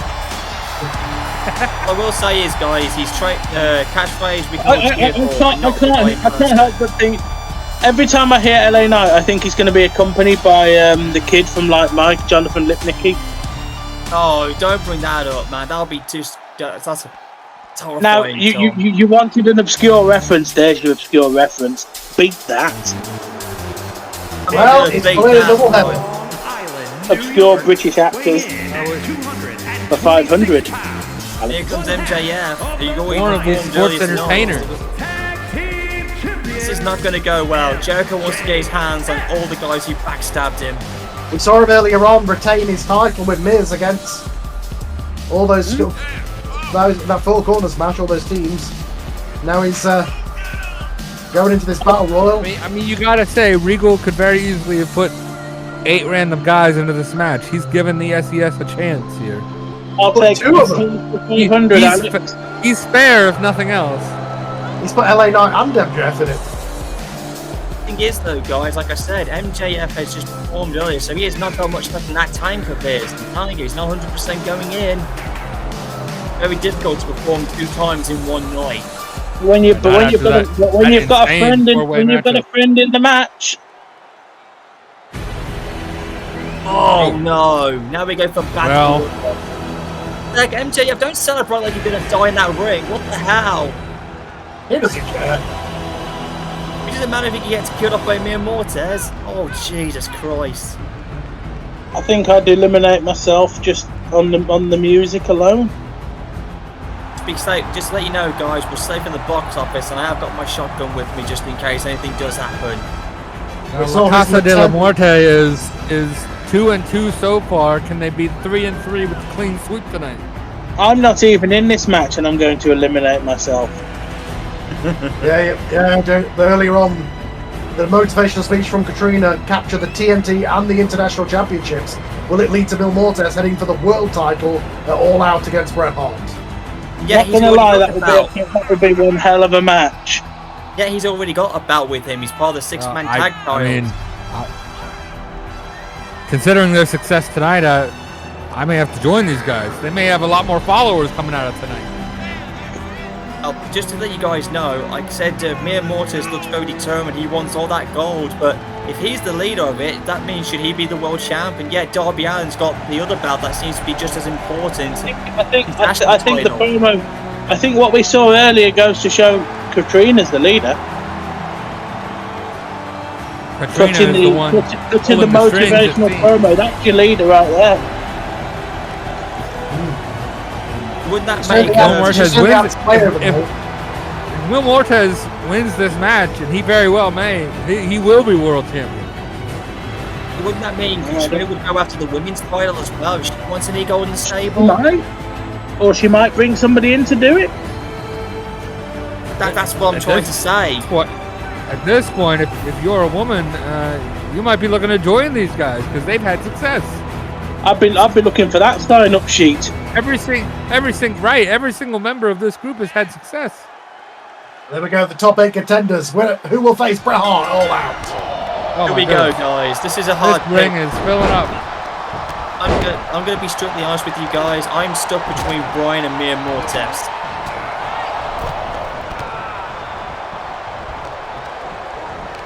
Oh, Jericho again for MJF from behind. Yeah. Oh yeah. You know he wants a piece of MJF, and probably a piece of LA Knight too. LA Knight is on the ropes though. I think someone just dimmed his lights. Look at him. Yeah, he is out of it. What happened there? Did he get knocked out on the first shot? What happened? He could well be playing Patrick. That's what happens in these battle royals. You can get hit from the side, from behind, from anywhere. You ask LA Knight, is he going to become world champion? His answer is yeah. If he would answer me, it would be no. That's what he said. You ask if he's scared of Mil Muertes, his answer is also going to be yeah. Mil Muertes can't speak any English from what I'm told. If he says it in Spanish or Mexican, I don't even know if he speaks Spanish. That would be C then, isn't it? They'll be like, see ya. Oh God, LA just dropped a cut on his head. What the heck was that? I apologize to all Spanish viewers for butchering your language as Claudio Castagnoli, big abdominal stretch. Oh, got him caught with a kick. Wow, what a hit. Did you hear the impact? It's like that was flushing the jaw there. Bryan Danielson's jaw is somewhere in the third row. I think some teeth went flying over into the Smash Announce table as well. Those will be up on eBay later tonight, folks. And now this match is just been action all over the place. Oh. So many men in this ring. Double power bomb. Is he going for it? Yes, he is. Triple power bomb. Jericho's spotted the target. There we go. Ooh, hip toss. Bryan automatically his problem from Jericho after that count out at Bash at the Beach. He knocks him out with the Judas effect. Meanwhile, Mil Muertes is beating the face off of Adam Cole. LA Knight has got a hold of him, and Adam Cole's face looks like he got shred there. I'm not sure if he's bleeding. That was vicious. Well, LA Knight, this is not the time to showboat against Mil Muertes. I think he's just showboating for those who are still saying he's trademarked, so, just to fire him up. Mil Muertes into the corner. Adam Cole interrupting. Oh, with a backstabber. Yeah. It looked like a reverse long blower. I think LA Knight probably went. Now Bryan just daring MJF to hit him harder. Now Okada's got Adam Cole with a tilt-a-well backbreaker. Ooh. This match is just so dangerous. Legs and legs flying around. You could get severely injured. No eliminations as yet. My sympathies for you, Adam Cole. You're trapped in a corner with the only way out past Mil Mortis. Through Mil Mortis. How upsetting. But I mean he deserves this, right? Look at the way that he's treated Kenny Omega. Look at the way that he's treated the Young Bucks. I don't know about that. He deserves a comeuppance, but I don't think the Young Bucks would have gotten pinned by the Miz. I don't think so. Oh hell no! But does he deserve the ire of Mil Mortis? I mean, like, people who kill puppies don't deserve the ire of Mil Mortis. Well, okay. I mean, fair. You're right. You're right. I probably wouldn't wish that on my worst enemy. I do apologise for any puppies watching this show tonight. Woof woof to you too. I do apologise for the viewers. Oh wait! Cole might be gone. Cole's gone. Wow. Adam Cole, the first man eliminated from the matchup. Adam Cole, the envy of everybody in this match because he is safe from Mil Mortis. No, a tombstone! Oh, wow. Well, that'll take out the big man. Just drop him on his head. That's going to do some damage. It was a Japanese tombstone if we ever saw one. I gotta say, I know you guys were predicting Bryan and Mortis, but I think Okada is a sleeper pick. I think the Rainmaker on Claudio. Yeah, I think Claudio's in trouble now. You see how Castagnoli flipped upside down? That hilarious. What a matchup this would be. Ryan Nakala. In other words, it's main evented. Shades of Muhammad Ali there in Okada. Yes. Floating like a butterfly and stinging like a bee. Which is not what Ali did in his match with Antonio Inoki. Wait, there goes Jericho. He's hanging on. Jericho might be gone here. But Jericho, the 20-year veteran, able to hang on. He knows these battle royal situations. Well, Jericho's been wrestling for more than 30 years now. You're right. I might be confused as well. I'm taking time in a battle royal environment to see Bryan in the corner. Jericho with the I'm sorry, I'm such a tease. I'm sorry. It's like ships passing in the night. It seems. Yeah. Jericho, the man in this match with the most miles on the clock, though. You've also got to note of all the men in this match, Jericho has got the most miles on the clock. Oh, Carl, just let you know, ships are passing the light, but we're not blinded by the lights. Okay. The question, however, is even. The question you've got to ask is, even though Jericho has the most miles on the clock, how much has the engine got left in it? MJF is out of it, guys. I think he's knocked out. Right, Bryan. Hang on. Bryan's in trouble here. Oh, what a counter. Oh, right to the face. He got him in the eyes. Jericho's been knocked out too, look. Yeah, Jericho is out of it. He is easy pickings for anybody to eliminate if they can get him up and over the ropes. And now what happened there? Mortis and Bryan. Oh, what a spinebuster. The ring moved. Look at MJF, he's unconscious. Look. Wait, well, what? Huh? What's going on? Lights are out cold. Are we going to commercial? Somebody put 50p in the meter. Are we going to a commercial? What the hell's going on here? What? Purple flames going on it. What the hell is this? What the Who the hell is that? Is that Aleister Black? It is! It's Aleister Black and his team members. House of Darkness. What? Oh my god! That's the House of Black, ladies and gentlemen. What the hell is going on? What do they want? Yeah, Mortis over the top. And he's gone. Mortis now. Wow. He distracted me and Mortis and Bryan took advantage. Well, yeah, I think that's what we're told. That distracted everyone, but Mil Mortis was in control of this match. He was going to win. He was going to be world champion. I think we are going to need that shotgun of yours, Glenn, because he does not look happy. That is not a happy match keeping ringside. I am leaving the arena. I don't want to be anywhere near him or the house. I'm leaving the country after that. Hey, don't worry, I'm right behind you. I've got your back covered, bro. Look at The him. last person I want standing behind me with a shotgun is you. But I'm with my you. God. Will Mortez is pissed. Look at him just stalking the Can't House believe of Black. He's in And disbelief. for trademark purposes, it is Malachi Black, not Alistair Black. Just for trademark purposes. If I was the House of Black, I would leave the stratosphere. I really would. Oh, meanwhile, guys, back in the ring. Go to the moon. They've got some balls doing that. Go to the moon. It's the only place you will be safe. Guys, look, Bryan's got MJF stuck in the corner and he's still there. How much is left in his tank? He's exhausted. Oh, and Castagnoli's bleeding. McCullough tripped him up. Can't say I've ever seen a gig from a drop toe before, but Jericho going back a triple now power. Okada just being powerbombed to death here. Oh, LA Knight is gone. Bryan's got rid of 2 guys now. Has to be the favourite.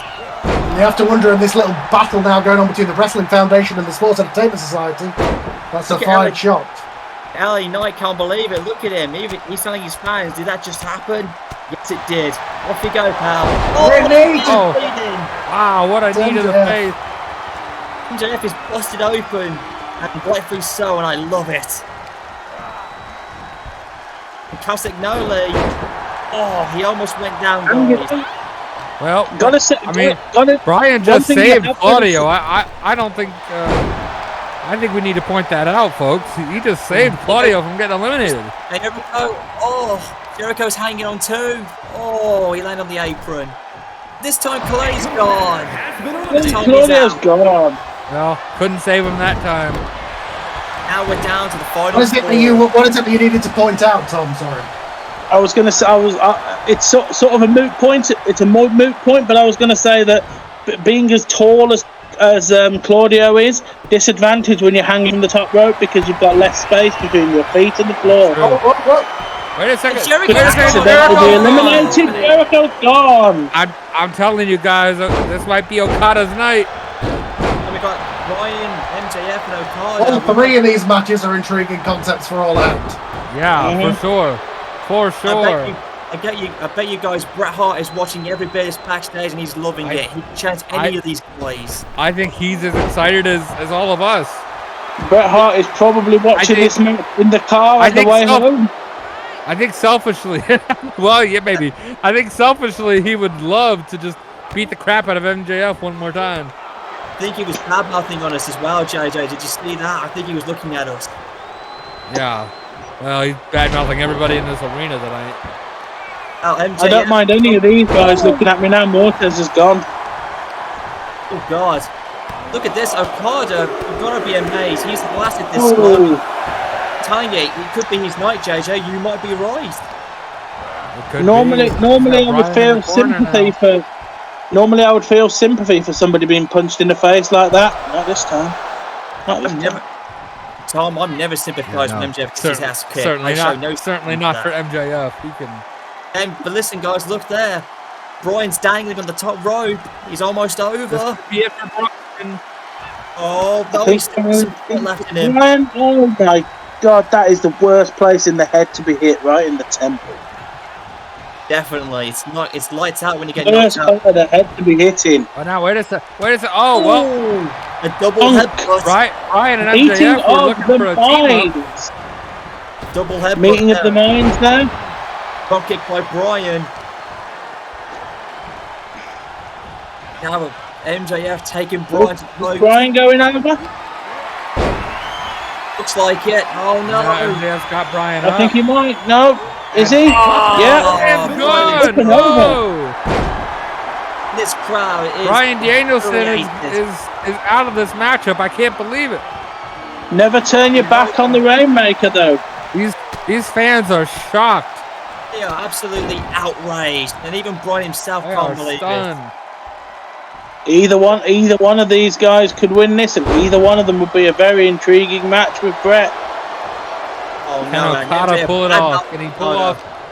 Can he pull off? I almost hate to call it an upset, but can he get the win here tonight? Let's not forget MJF has already wrestled tonight and defended those tag team titles.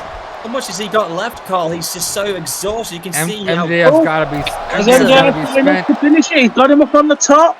Oh, no. Come on, Okada. Come on, Okada. Come on. Fight out of this.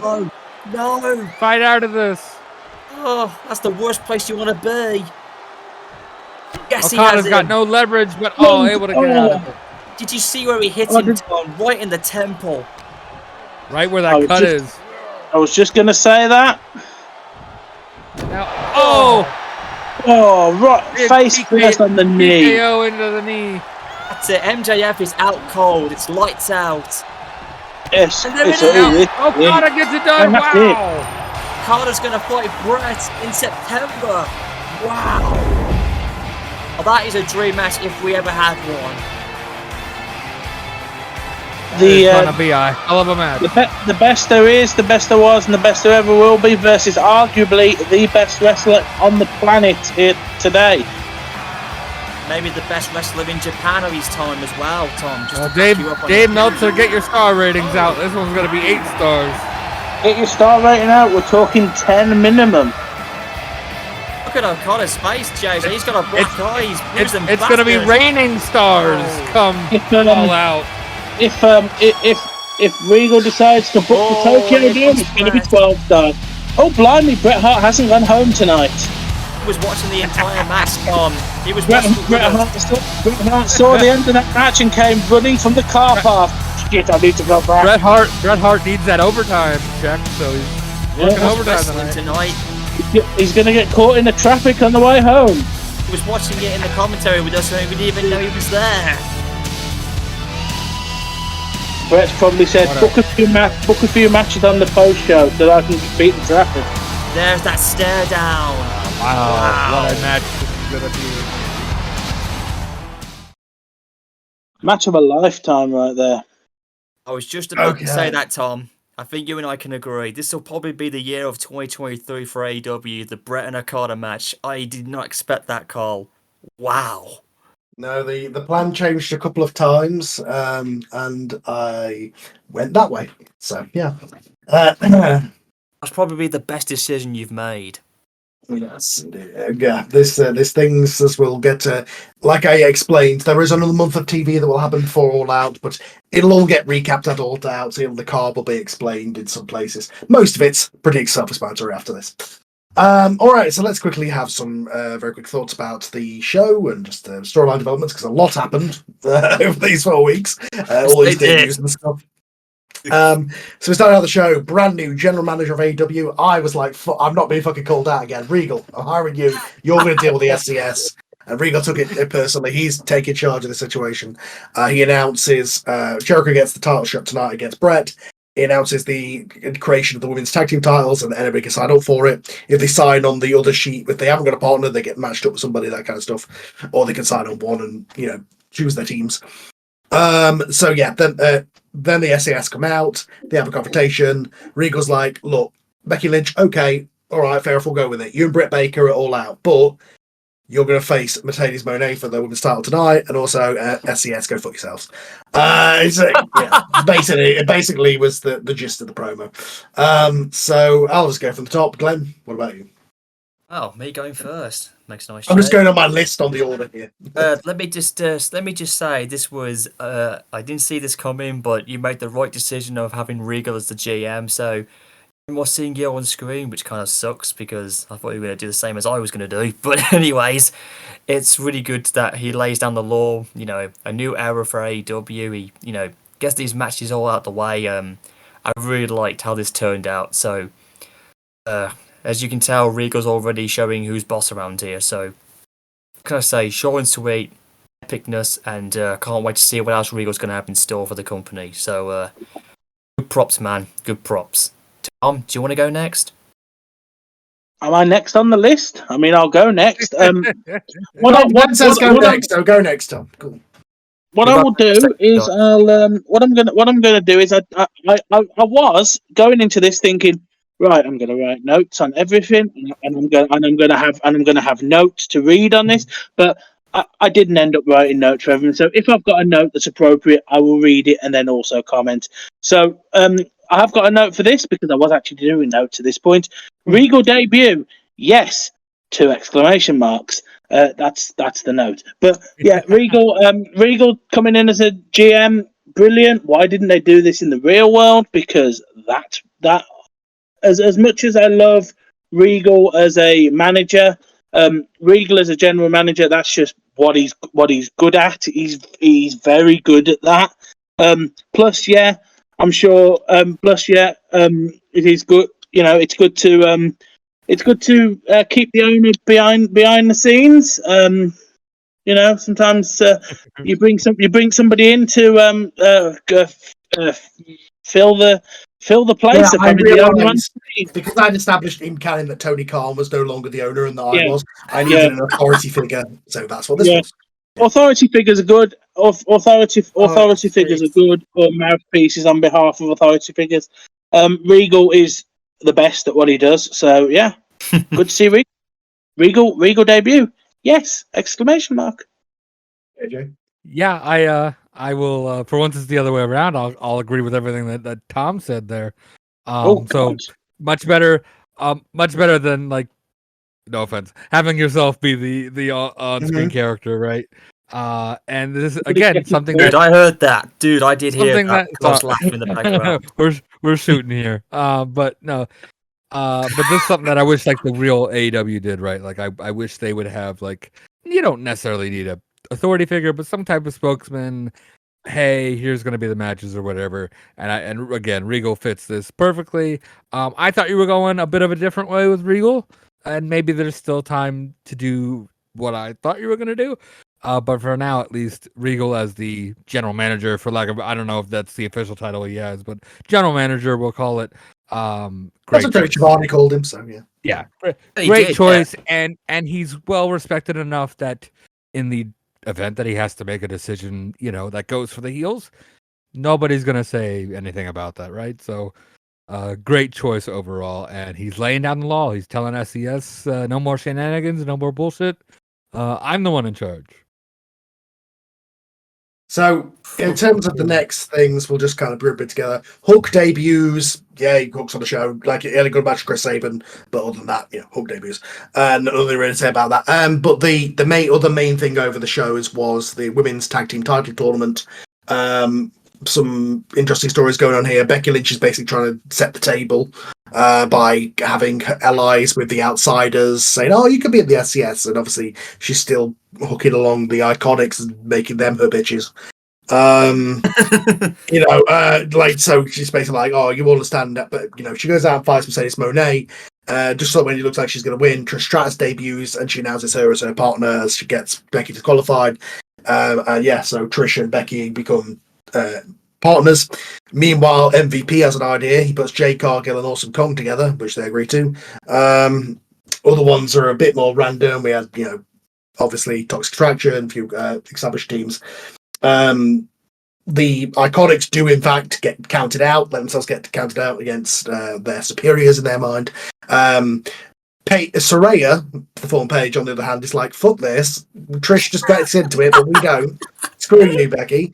But she doesn't get far enough because they've run into Jade and Kong. So basically, let's just talk about the whole women's tag team title tournament as a concept and as everything that went on storyline-wise within it. We'll go in reverse order. Let's go with Jade this. So, you made a comment either at the draft or in our group chat about, wow, my women's division is your women's division being stacked and like it's like the greatest of all time.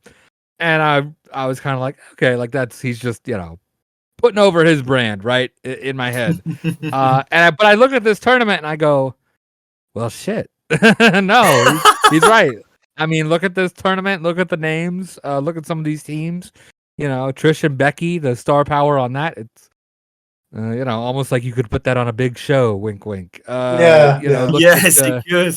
at Kong and Jade. They match together well. So some very interesting teams, some great teams. I was very skeptical about you adding women's tag team championships because certainly in the real world, those titles are just cursed or something. They just don't know what to do with the titles in real life. Yeah, Sacha's not going near him. Mercedes Mayonnaise. So I have to admit that I was very skeptical when you said I'm doing women's tag team titles, and in my head I'm like, I don't know about that. But so far this tournament at least has definitely made those titles worth it. So credit to you for making me look foolish in my own head. And just a great tournament all around. I love the two teams that ended up making it to the finals. Some very interesting possibilities coming out of this. Yeah, the only knock I could say is obviously how many fucking belts are you gonna have in this company. But again, if the men are gonna have 4 belts, the women deserve at least 2. So, Tom, let's go to you next. Right. Well,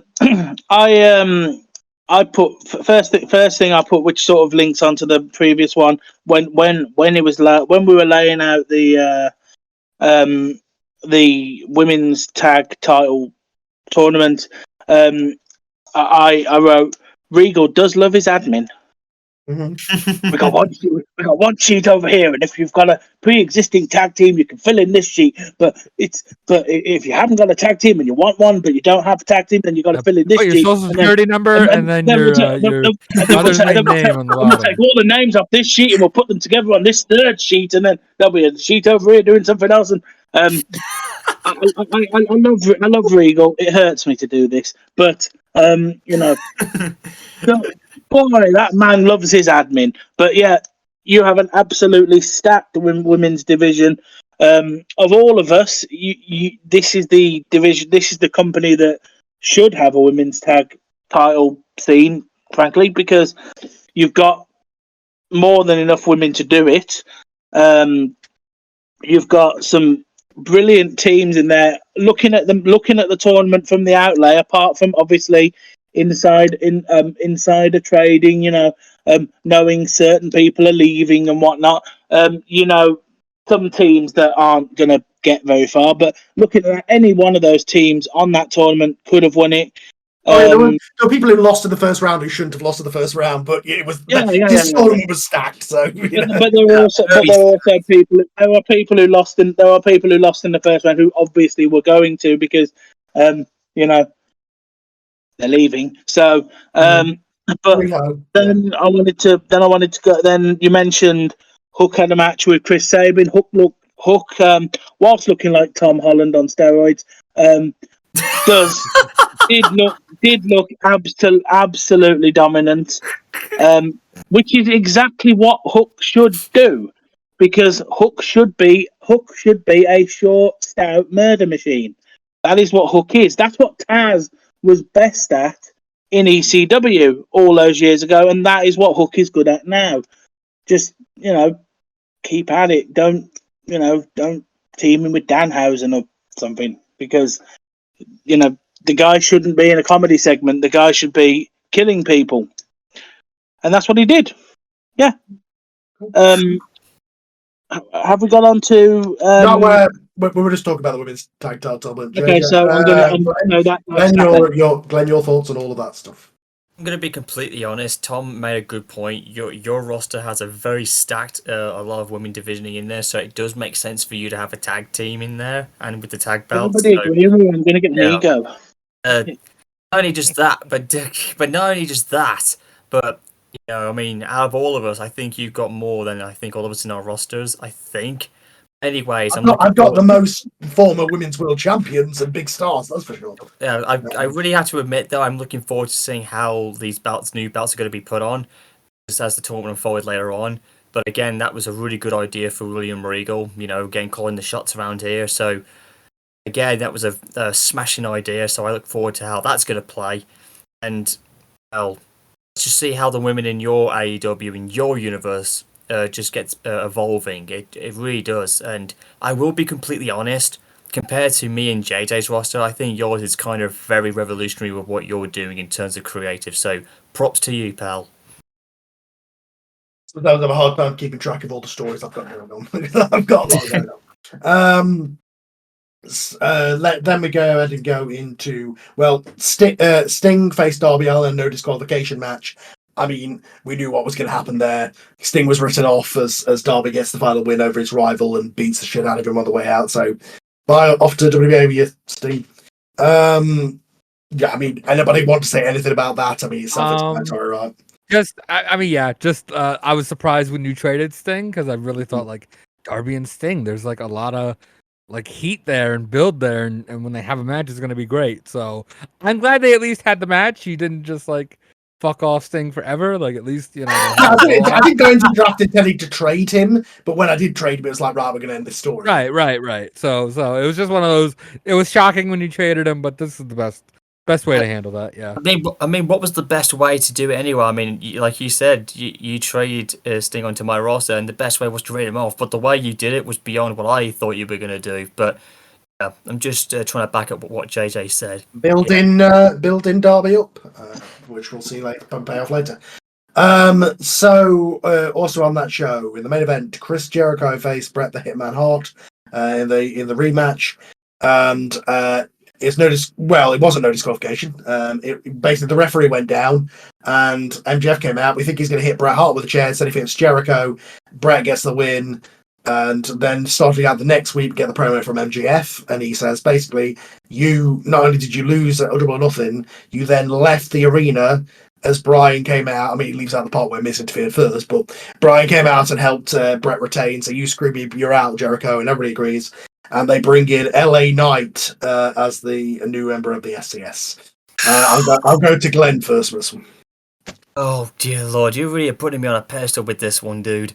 Let me just be square honest. The main event, we all expected it, you know. Bret and Jericho having a rematch. Could they live up to the hype? I was looking forward to it. And just when we think we're going to get a clean victory, we get a ref bump, which was unfortunate. And then MJF came out, and we all kind of were worried if what was going to happen. Was Bret going to be like screwed over? No. A trigger was pulled onto Jericho. MJF betrays him, and basically they all came out of their own group that he formed. And well, again, I don't think Bret cared about what happened. He just wants to keep his title. But to have a replacement a week later on, of all people, I did not see this coming, and I nearly shot myself in the process. Like legitimately did, guys. No joke. LA Knight of people to actually take Jericho's place. I was like, are you bloody kidding me? And I instantly thought of my good buddy Bradley if he finds out. Like he's gonna have the same reaction like I do when he finds out. I know he wanted to voice him. This was Nate Lodbrok who does Darby Allin for me. I know, but yeah, that's all right. But I mean, when he finds out that LA Knight is now with the Sword Entertainment, I can only imagine what he's gonna say. But in any case, it's good props with Nat doing the voice work.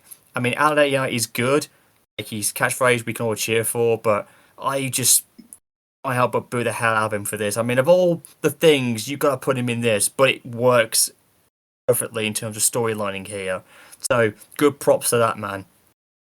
Like I said, Bret retained, Jericho's booted out, and as we'll see here, he didn't take that very likely. But, as you said, LA Knight of all people is now taking Jericho's spot as the Sport Entertainment Society leader.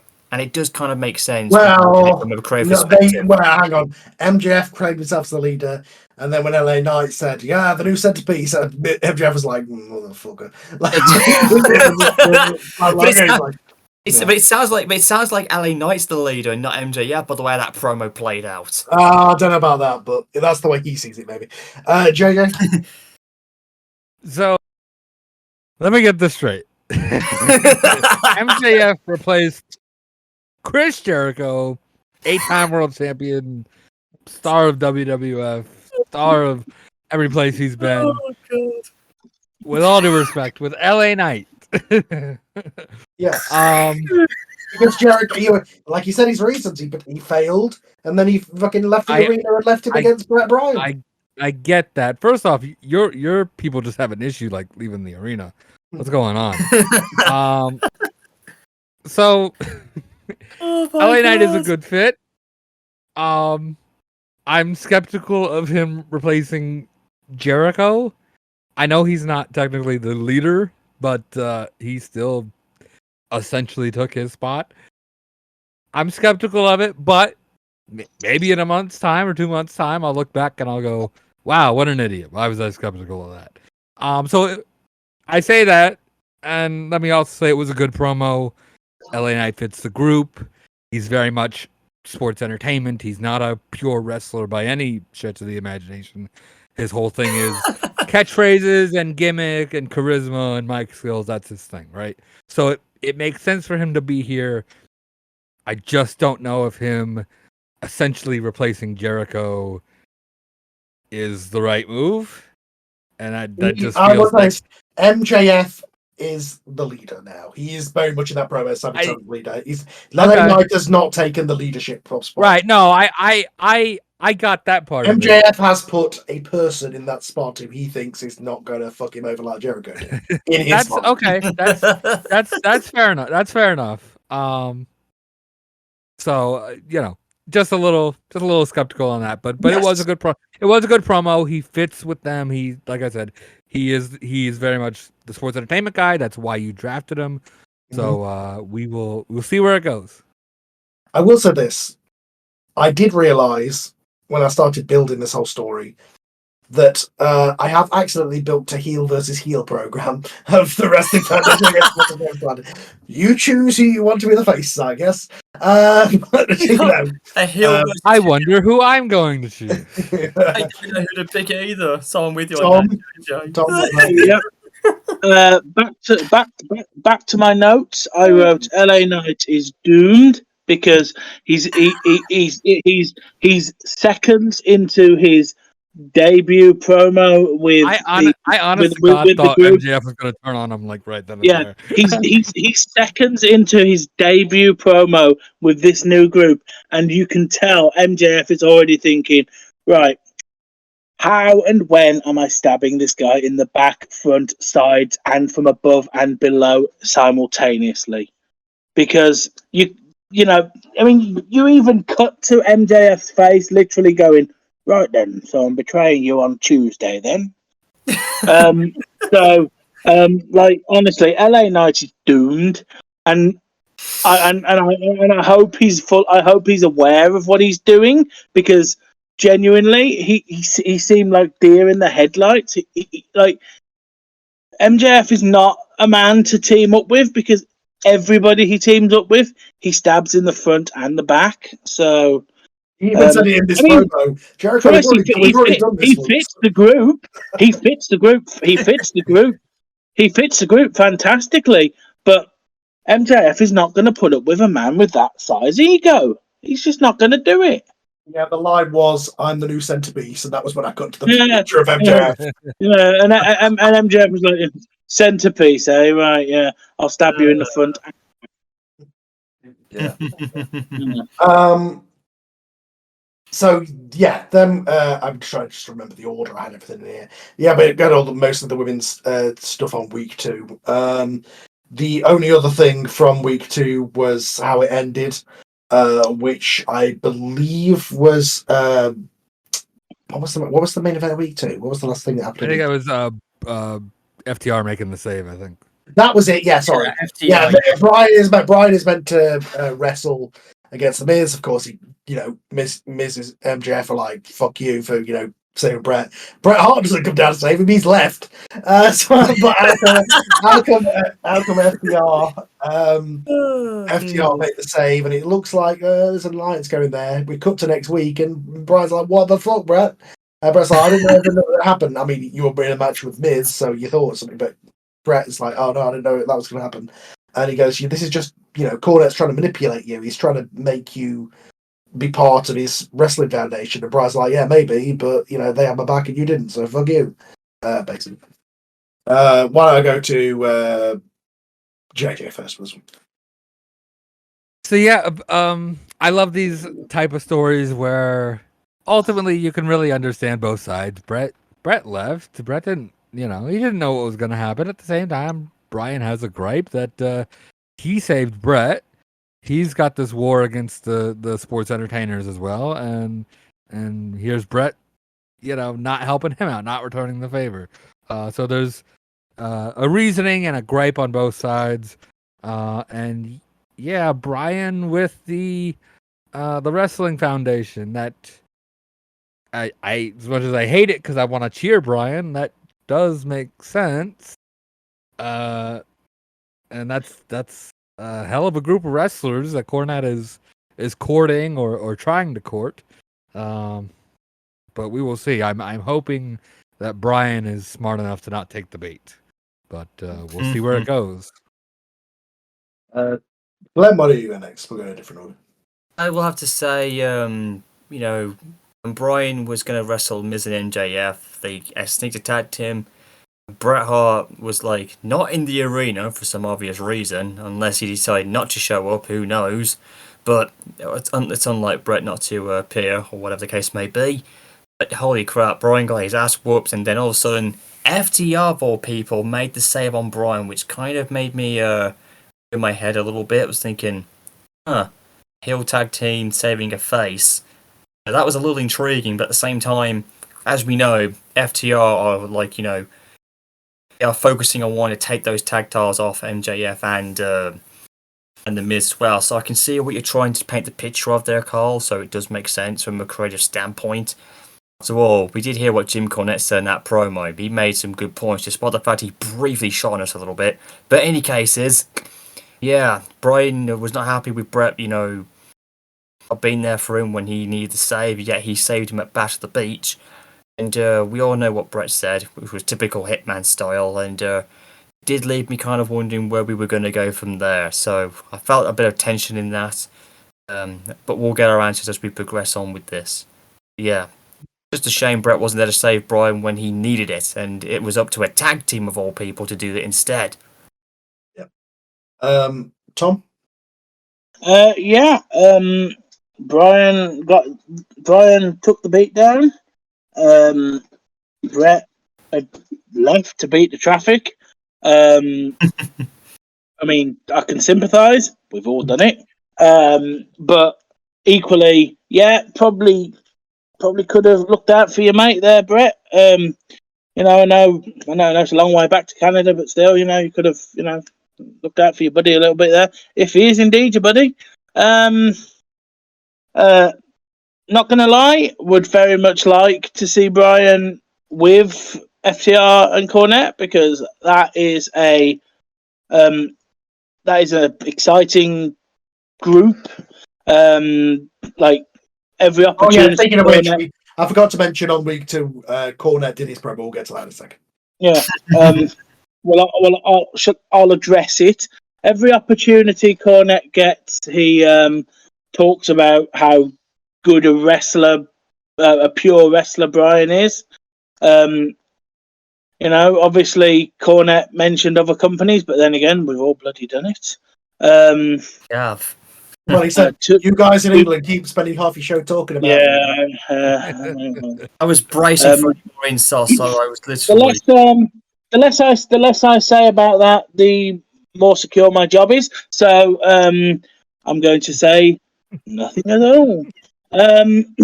But yeah, I'd very much like to see Brian in that group with Cornette, to be honest. Like, that is a good team and would be a good faction. And you've got so many factions. You've got the setup for faction warfare. Big and time AEW is what we do. Yeah, indeed it is. Indeed it is. Yeah. I think I've covered everything in the segment I'm supposed to be covering here. So. So yeah, just rewind a little bit. Cornette's promo, where he introduced Claudio as the new member of the Wrestling Foundation. Tom, you give your thoughts. Let's go to JJ next. So Cornette is, you know, great as always. You are very good with like the inflections and just when he goes on and on and on. That like if I were to do Cornette, I don't think I could do it quite nearly as well. I couldn't do it either. I'd suck at Cornette. I would. So just a great, you know, great promo from Cornette. Brings out Claudio, and I remember a while back he actually did mention on his podcast that like Walter at the time would be like the person he would manage from like modern, you know, times or whatever. And I don't know, this just kind of gave me like that vibe for whatever reason. Like here it is, Jim Cornette, motor mouth, runs his mouth, never gonna shut up. And here is like the wrestler's wrestler, the pure, the pure wrestler would be the best way to describe Claudio and Walter. And so I just think that this is a great pairing for Claudio, who maybe, no offense, lacks in the charisma department, and now he has somebody with him to cover that aspect of pro wrestling. Ben? All I'll just say is I did not expect Castagnoli to be a part of Jim Cornette's stable, but I can see what you're doing here, and I'm kind of looking forward to seeing how that progresses. But Cornette being Cornette, I'm going to be honest, I was bracing myself for anything he was going to say. Like, he briefly says a little about my company. At the same time, this was a bit different. Cornette was more focused on ranting about the pure wrestling thing, and then he said about tag teams, like if it was been 1985 or whatever it was, and he brings out FTR, and then all of a sudden he mentions Claudio Castagnoli, and it's a really good debut for him.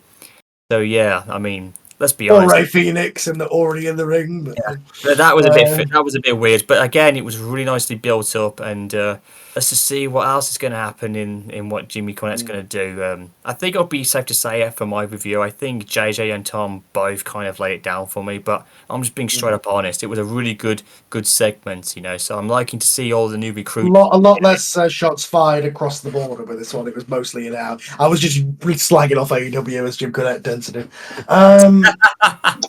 Yeah.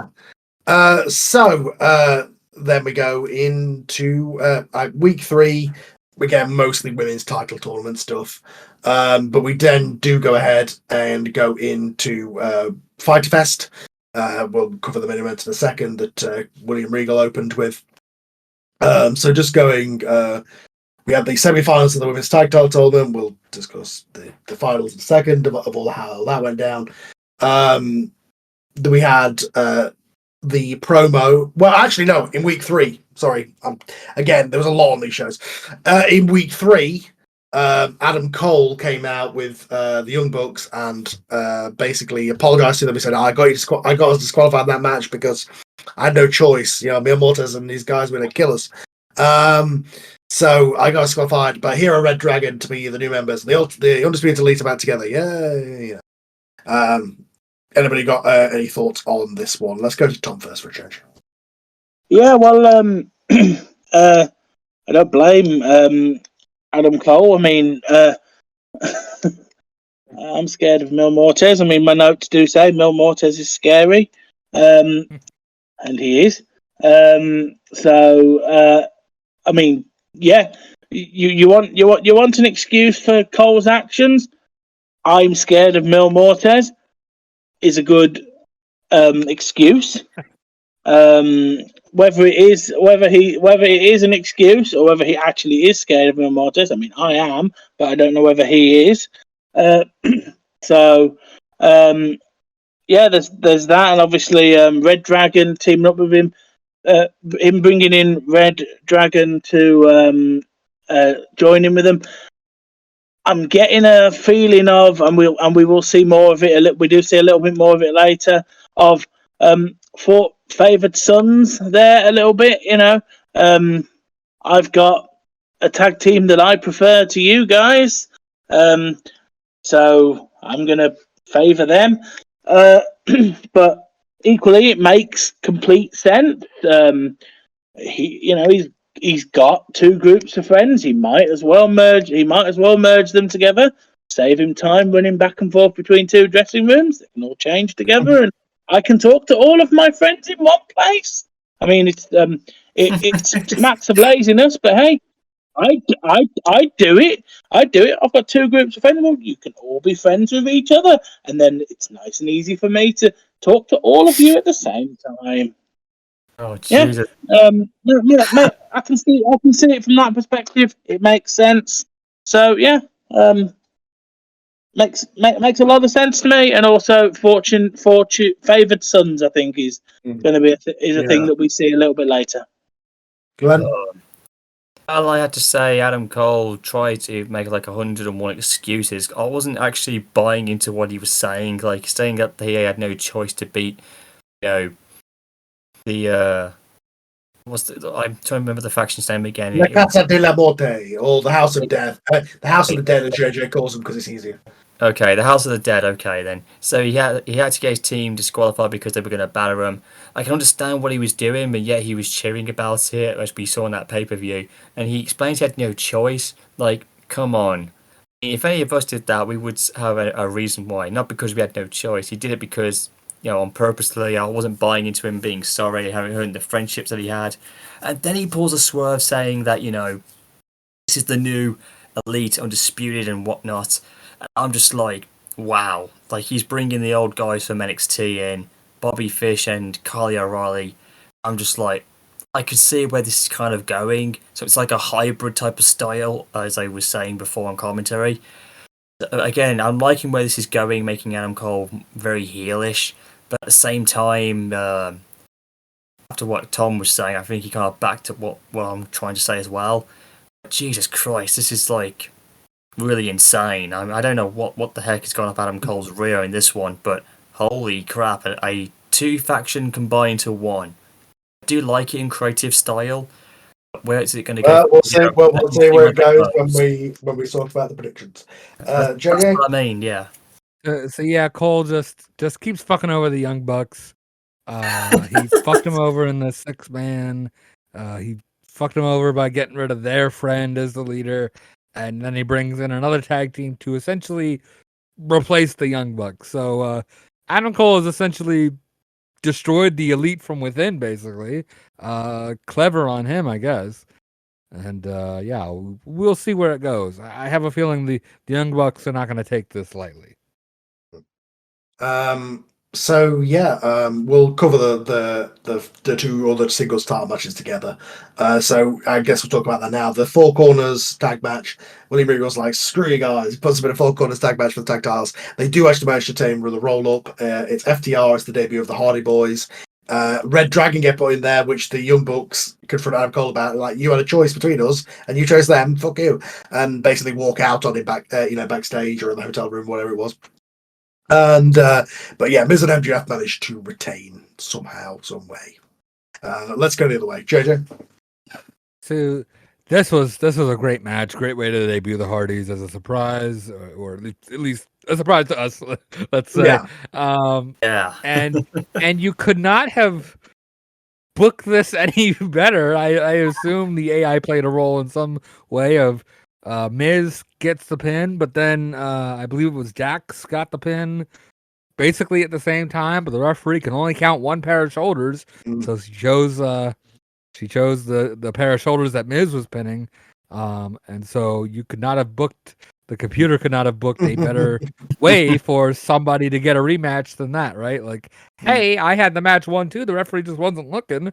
I mean, that promo basically writes itself. Great stuff. That whether it was planned, if it was planned, amazing job pulling it off. If it wasn't, what a stroke of luck. Great stuff in the tag match. Oh, jeez, man. I'm actually starting to think the same as Josie with this one. If that was all pre-planned, holy crap, you pulled it off lovely, Cole. This was a crazy, crazy match, but it was entertaining in its own way. I guess it's safe to say we all marked out when the Hardy Boys debuted because the crowd were going crazy when they hear that familiar music. They had a good showing, but I was convinced that the Miz and MJF were going to lose their belts because they had no advantage in this match whatsoever. And yet, somehow, to my shock, they actually pulled through and retained their belts. And the thing was, I mean, the referee saw a double pin was going on, and he did choose the Miz pinning first instead of Dax getting the cover, which again was very cool because I only noticed at the last split second there was a double pin, and then I was like, who pinned first? Because I was keeping track of the entire action, and it played so well. And again, the tag champions retained just barely. And I say that because I was convinced they were going to lose their belts in that match, but show it upon all four tag teams in this one. Chaos match of the night thus far. Tom? I had FTR to win this one. because I figured you'd do that. But the referee had other ideas. Is what Cornette will say, I think. I imagine the referees on the payroll is going to be his argument. If you planned that to happen, that's brilliant. I planned because- Miz and MJF to win. The rest of it was totally how it happened. Well, I think that ending books your future title shots, because I think that's your next that's gotta be your next storyline. Even the referees are bent here against me in AEW. You know, Yes, they are. I mean, that promo's written for you. That match is booked for you, pretty much. It was a good match, and yeah, I mean, you got to give credit to Miz and MJF, because even though you say, oh, they're bad guys and they you take away their championship advantage and they'll lose the title, no problem. But they didn't, did they? They proved that they've got some credibility in as a tag team, and but I think it's only a matter of time, really, because FTR are I think most would agree, are that much better. Yeah. All right. Glenn, sorry. I was just thinking in thought there for a second. It's all right. Okay. So yeah, we'll cover us all as one thing. La Casa de la Morte, she did an amazing job with it, Glenda, as Katrina, with this whole backstage seance thing that she was doing, basically psyching them all up and go, you're going after him, Mil Morte doesn't need to speak, and she leads them in a chant, motivating them.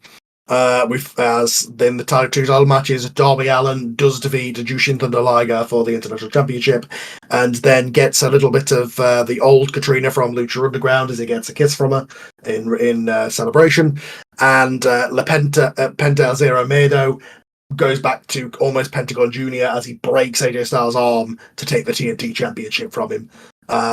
So yeah, this whole La Casa de la Morte thing. Let's go to Glenn first. Russell. I'm gonna have to tell you, I was absolutely shocked as hell as all these matches progressed. This was like almost the beginning of the darkest era in AEW with Mil Monte, and of course, with Mil Monte. Who's Mil Monte? Mil Montes. Sorry, that was somebody else I'm thinking of with these Lucha Underground names. But the man from Del Monte, he says C. Oh, jeez. Sorry, guys. I got too many Spanish names in wrestling. What I was gonna say was Katrina definitely was laying it down. She was leading the Spanish troops into battle. They wanted all the gold. And the Spanish troops are the very white Darby Allin, but yeah, you get in a way, like I mean, as a whole group in a roster. I meant. In any cases, it was a really good segment. I have to say, Glenda did a hell of a good job voicing Katrina, and Nate doing a good job with Darby Allin speaking in. Yeah, it really contrasts, because obviously I had to use the AI voices because Glenda can't do the accents for the other guys, but when you have a real voice actor, the chanting was very impressive as well. And of course, as the match progressed, as we get to AJ Styles' match with like Pentagon Jr., that's the name I gotta call him by, for obvious reasons.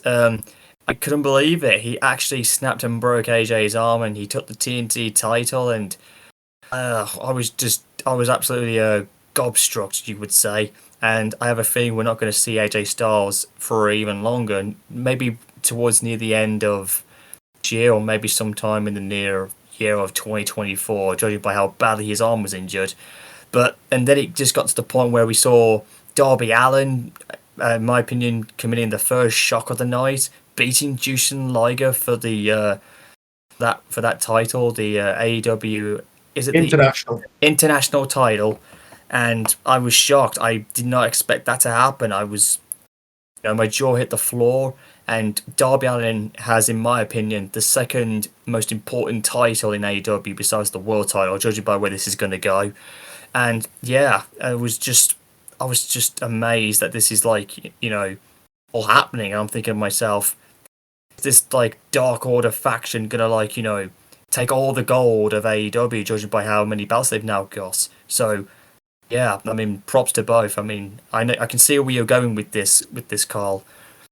Again, I feel bad for Jushin Liger and AJ Styles if they lost both their belts in the same night. But damn, I was absolutely impressed. In a dark way, that is. So yeah, this a great job on the promo, and gotta say these results were shocking. I know you've been pushing La Casa de la Muerte, and I know that you've been giving them a push. They have the trio championships, and I kind of thought that was it for them. That was their prize, so to speak, and they would just be the trio champions. But no, they actually get two of the members get loads of single success, and it maybe proves that whatever Will Mortes said to them months ago was right. I'm starting to become a believer now. So he turned out your brother. His brother got jobbed out. He won the internet. Yeah, he won the title. I mean that'll make you reconsider, right? So two very shocking results, at least I think. But very interesting because they are still the trios champs. So quite an interesting loads of possibilities where this could go. So good results. Poor AJ got his arm broken, but I think he needs, some time off. This is the time to push a Darby Allin, so no complaints there. And we'll see where it goes. But good push, and not to skip too far ahead, but this is where going into the main event. I thought for sure Mil Mortes was gonna win, and we were just gonna have House of the Dead all over the show. Yeah, that was the plan at one point until I drafted a certain team. Tom. Well, how do you follow what the other guys have said without just repeating everything? I too thought they were going to take all the titles. Whatever could obviously whatever we heard what Katrina said, and it worked. It motivated her boys enough to. It motivated her guys to win. They both did. I haven't really got anything any different to what the other guys have said. I too thought Mil Muertes would win. Yeah, I haven't really got anything unique to say. To be honest, when all three of us agree, it's a bit boring. So the main event then for the one match that was in full was the 8-man elimination battle royal. Deciding will face Bret Hart at All Out. I had some ready built stuff going in here. Obviously, Mil Mortes with that thing, Brian and Bret. But when you thought I'm going to see, I said zagged into the dream match of Okada and Bret, because they were the guys who've got all the stuff going on. So yeah, it'll be Kazuki Okada against Bret the Hitman Hart for the AEW World Championship at All Out. Let's go the other way then, Tom. I thought Mil Mortes was going to win it. I think he would have had there not been interference from House of Black.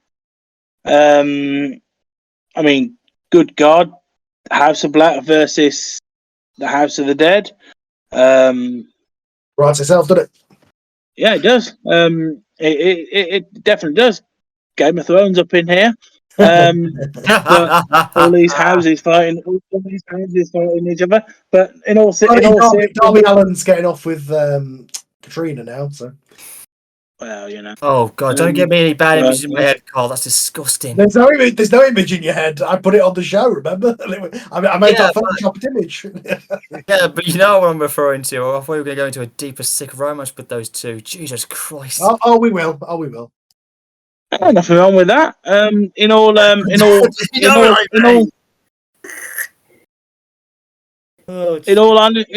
fairness, because we're talking about the main event. When we got down to the last three, any one of those guys would have been cool with. I mean, a part of me did want to see the absolute chaos that would have been Mil Muertes versus Bret Hart. I hope one day you give me that, please, because that would be great. I definitely want to. I definitely want to see that. I mean, if Mil Muertes could be holding the world title around about the time of a door of some description, that sets up something very cool that I'd like to do. Something very cool that I won't be allowed to do that I would like to do. But those are fictional doors that we don't know about yet. Fantastic main event. Okada versus Brett is going to be brilliant. Yeah. Don't know what else to say, really. Do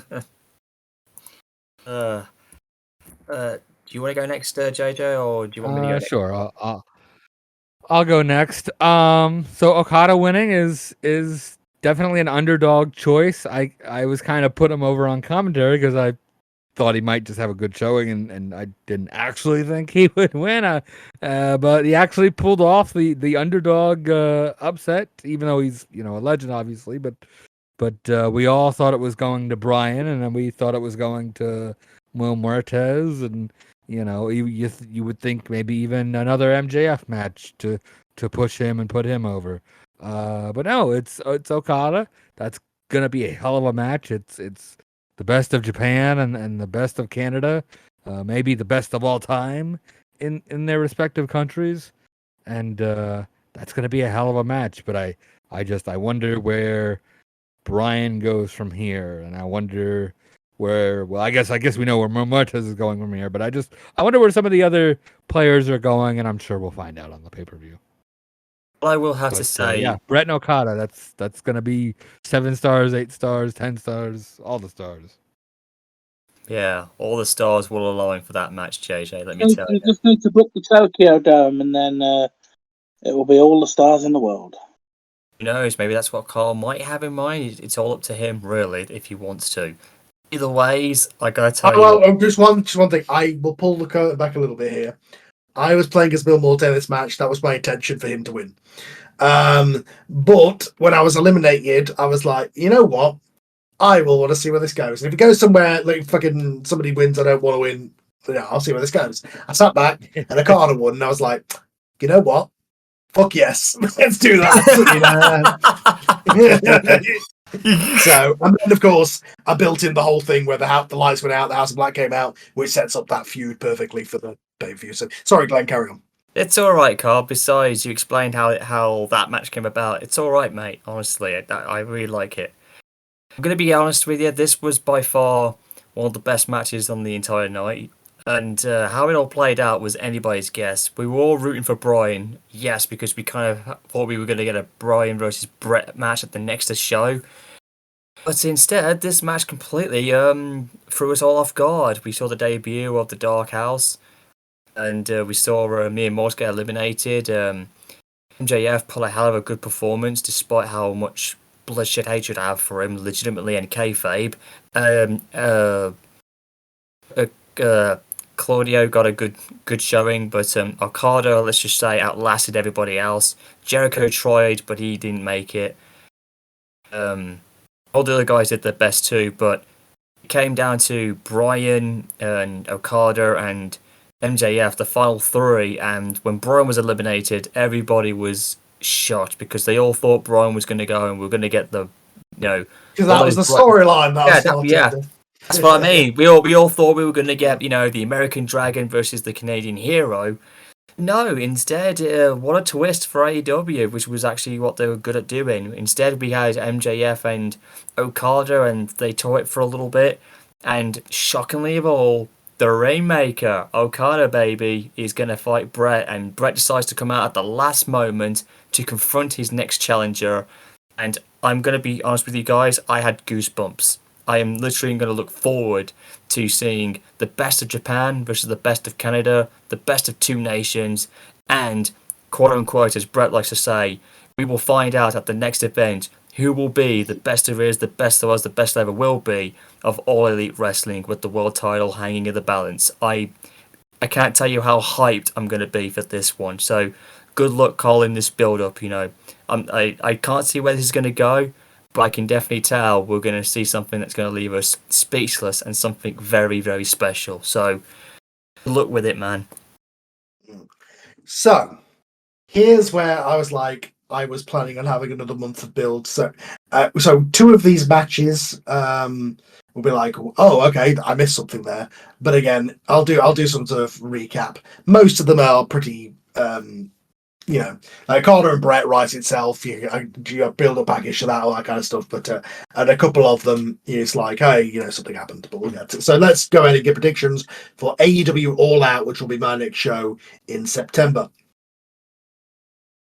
Alrighty, so I'm going to start out with the finals for the Women's Tag Team Championship. It's going to be, she's doing a double duty tonight. Awesome Kong and Jade Cargill will face, with MVP, face the new SES team of Becky Lynch and Trish Stratus for the Women's Tag Team titles. Glenn, your prediction first. Nice. This is going to be very tough. Really, really tough. I sense a little bit of shenanigans in this one. I can actually see Awesome Kong and Jade dominating in this one. But I think near the end, I think Trish Stratus and Becky Lynch are going to pull out a swerve and they're going to get the belts. I know I wish I could have had Kong and Jade going over, but that's what I'm seeing right now. I feel that the belts are going to go on to Trish Stratus and Becky Lynch for this. Honest to God, I can just see it happening right now. Tom? Sorry,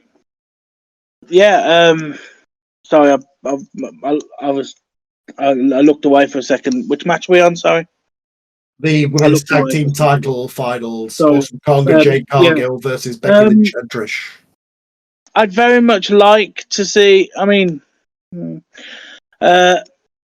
The dominant team probably shouldn't lose, but it really does help Becky and Trish's thing for them to win, and so I think Becky's team probably win this one, but I think it's close. This honestly could go either way, and either team would be the champions, and there would be no issues, and they would deserve it, certainly. I think the Jade and Kong team just works too well together, and I think they win the first tag team championships. Okay. So Brian Danielson seems to have accepted the offer. It is him and Claudio Castagnoli with Jim Cornette. They are going to take on LA Knight and a mystery partner. It's a little cheating to do predictions for a mystery partner, but JJ, why don't you give your prediction?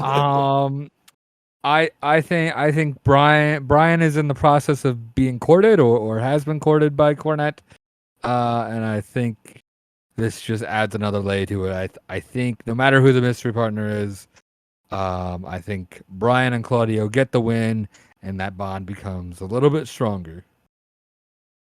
Glenn? Yeah, Glenn. I'm gonna have to agree with what JJ just said.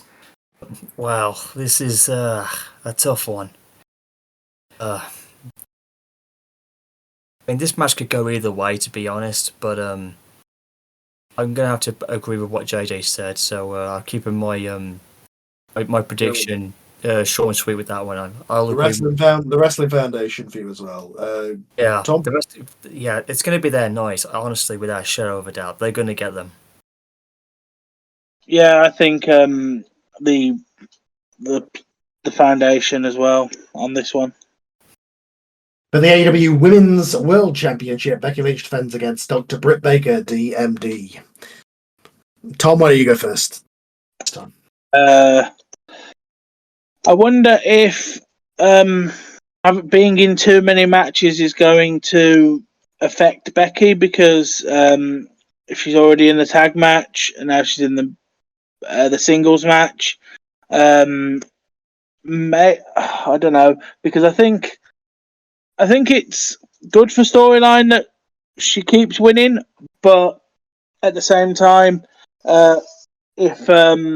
if she's too tired because she's had a tag match earlier in the night, maybe another reign for Baker. So I'll go with my first thought, and I'll say Becky being tired causes Baker to get the win. Yeah, I'll go with that. Becky may be tired, depending on the match order, but she also has friends, and I don't think Britt has a lot of friends at the moment, so I'm gonna lean towards Becky Lynch on this one. Len? To me, oh god, I can see this match going back and forth, but the outcome of this, as much as I'd like to see Becky Lynch retain, I just got that funny feeling in me that we might see a swerve. I think we might see a potential title change. That's what I'm going for. You're saying Britt Baker? Yeah, I say Britt Baker's going to do it. I think she can actually get that belt off her. Okay. She deserves to be the AEW champ. So it's time for her to get a push and bring Pride and Prestige back to that championship.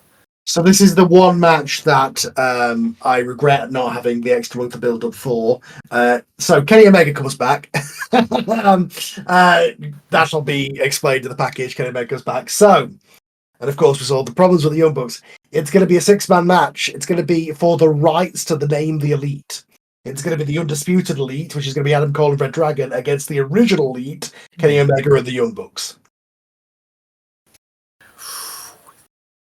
Len, why don't you give your prediction first as you spoke? I am. I'm just trying to picture in my head how this is going to go. This is so, I wouldn't say heart-wrenching, but I can definitely tell there's a bit of a lot of confliction in this one. Will it be the Undisputed Elite or the original Elite? As much as I'd like to push for the Undisputed Elite, which does sound bloody badass, I just got a feeling that the originals might pull this one off. After all, Adam Cole has been douchebag lately, so I feel like he's going to get his comeuppance. So I'm going for the originals. That's my pick. If the new Elite Undisputed pull this off, then I will have no choice but to be forced to accept them. Okay? Okay. Well, I don't know what you would call them otherwise, unless you fight Glenn and Tom over Bullet Club. So I think the originals. I think the originals win this. They are solidified as the Elite, and I don't think this is it. I think we get a rematch somehow, some way. But I think for this first round, I will give it to the originals. Tom?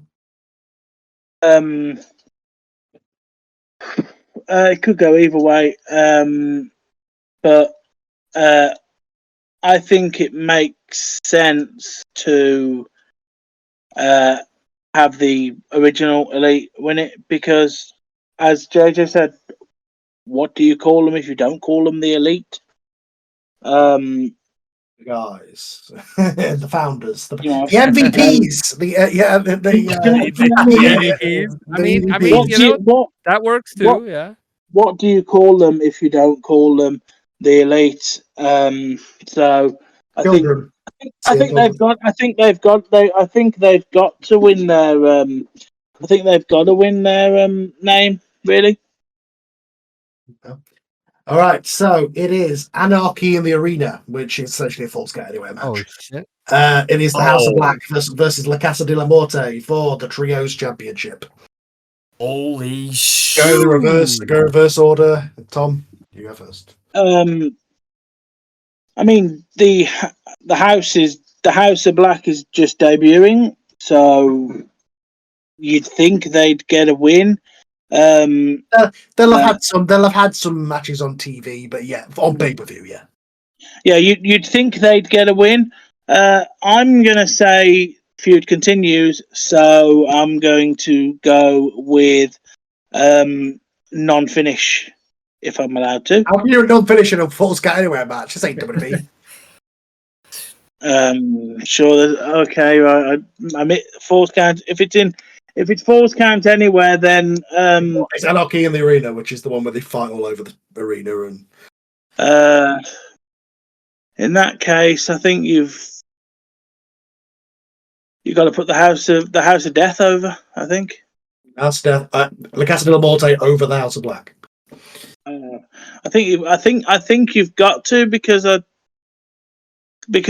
you're just in the point of pushing them, and I think the House of Black don't necessarily lose anything by taking an L, whereas I think it does hurt the House of Death if they do. JJ? I gotta agree. La Casa de la Muerte is gaining some real momentum, and they have 3, championships on their side. And it could go the other way too, right? They could lose one of the championships, still have 2 championships, still be a strong faction. I just think they're now at the point where they're gaining some real momentum, and it would kind of be a shame if they lost it right now. So for that reason alone, I'm gonna go with House of the Death. Well, oh man, this is going to be the most Anakinist match I have ever seen. This match can be anywhere. It could end anywhere where it wants to. Only one team is going to come out as a survivor in this dark match. As much as I'd like to see, Immortus and his troops, get away with this, I've got a funny feeling that the House of Black apparently are going to somewhat derail this team's momentum, and of course, You're saying you think the House of Black takes the trios titles? Yeah, they derail them and take their belts, and it could lead me and Mortis to perhaps go in the future. If this is how I'm seeing you doing it, so if they lose the belts, it doesn't really matter because I'll have 2 other belts to defend. And me and Mortis could perhaps, if possibly, go after the world title if that is, regardless of what's going to happen. So that's kind of what I'm visioning at this point. So yeah, we're going to have new 6-man tag team champions for this. That's what I'm seeing. Okay. For the World Tag Team Championship, it's the regular tag titles. It is going to be The Miz and MJF versus FTR with Jim Cornette. Glenn, why don't you go first? I'll just get this out as quick as possible. As much as I don't like either team, I will have to side with FTR with this one. They deserve to be tag champions. They deserve to take the belts off the wannabe tag team, who was apparently, despite what I think of what Cornette's saying, I think we're going to see new tag champions crowned on the event. So FTR are going to get all the glory. It's their time to shine. JJ? Sorry, I had something going on. It's FTR and Miz and MJF, right? Yes. Yeah. Oh man. Wow. A lot of matches on this card that could go either way. I think you're transitioning MJF to a singles role. I think he will step up as the leader, but first he's got to drop the tag belts. I think FTR win this. Okay. Tom? I see no reason for FTR to lose. I think FTR win this one as well, yeah. Okay. For the AEW World Championship, Bret the Hitman Hart defends against Kazuchika Okada. So why don't you have JJ go first this time? Oh man. You're AEW, and so you could have Okada go over, and it would not feel like out of place at all. With that being said, I think Bret wins. I don't think it's Bret's time to lose it just yet. I don't know who he eventually drops it to, but I just don't know if Okada is the guy just yet. Yeah. Tom? I think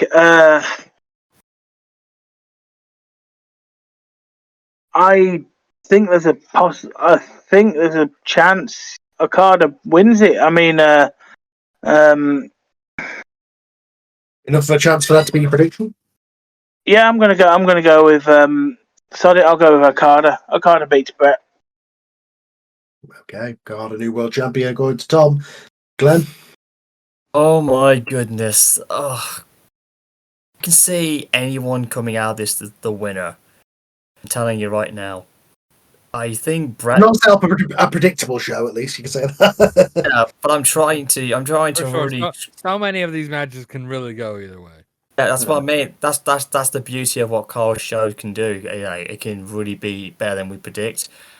With this, I really feel that Brett. I think as much as I want Brett to keep the title, I think he may have met his match. I'll be the first to admit. I think we have a potential title change here. This could be Okada's breakout moment at last. Sorry, Brett. I don't want to sound like I'm standing against you. You're going to pull a hell of an effort, but I think it's time for the Ringmaker to finally shine like gold. So, new champion crowned on the event, Carl. I do have to say that Brett will look good in this match. Like, he'll be the man of the match, but Carl's going to be the victor. That's just me. A good look at that. Right. I hope it lives up to what I'm hoping it's going to be. A 10 out of 10 star match. I hope so too. So yeah, thank you everybody. I know it's a long one with all the storylines we had to cover and then the predictions and everything else as well. Thank you for joining us. If you've made it this far, well done. Yeah, so next will be SummerSlam. In between there, we'll have Glenn's build up, and then in September, that will be our review all out. Thank you for joining us, and we shall see you next time for SummerSlam.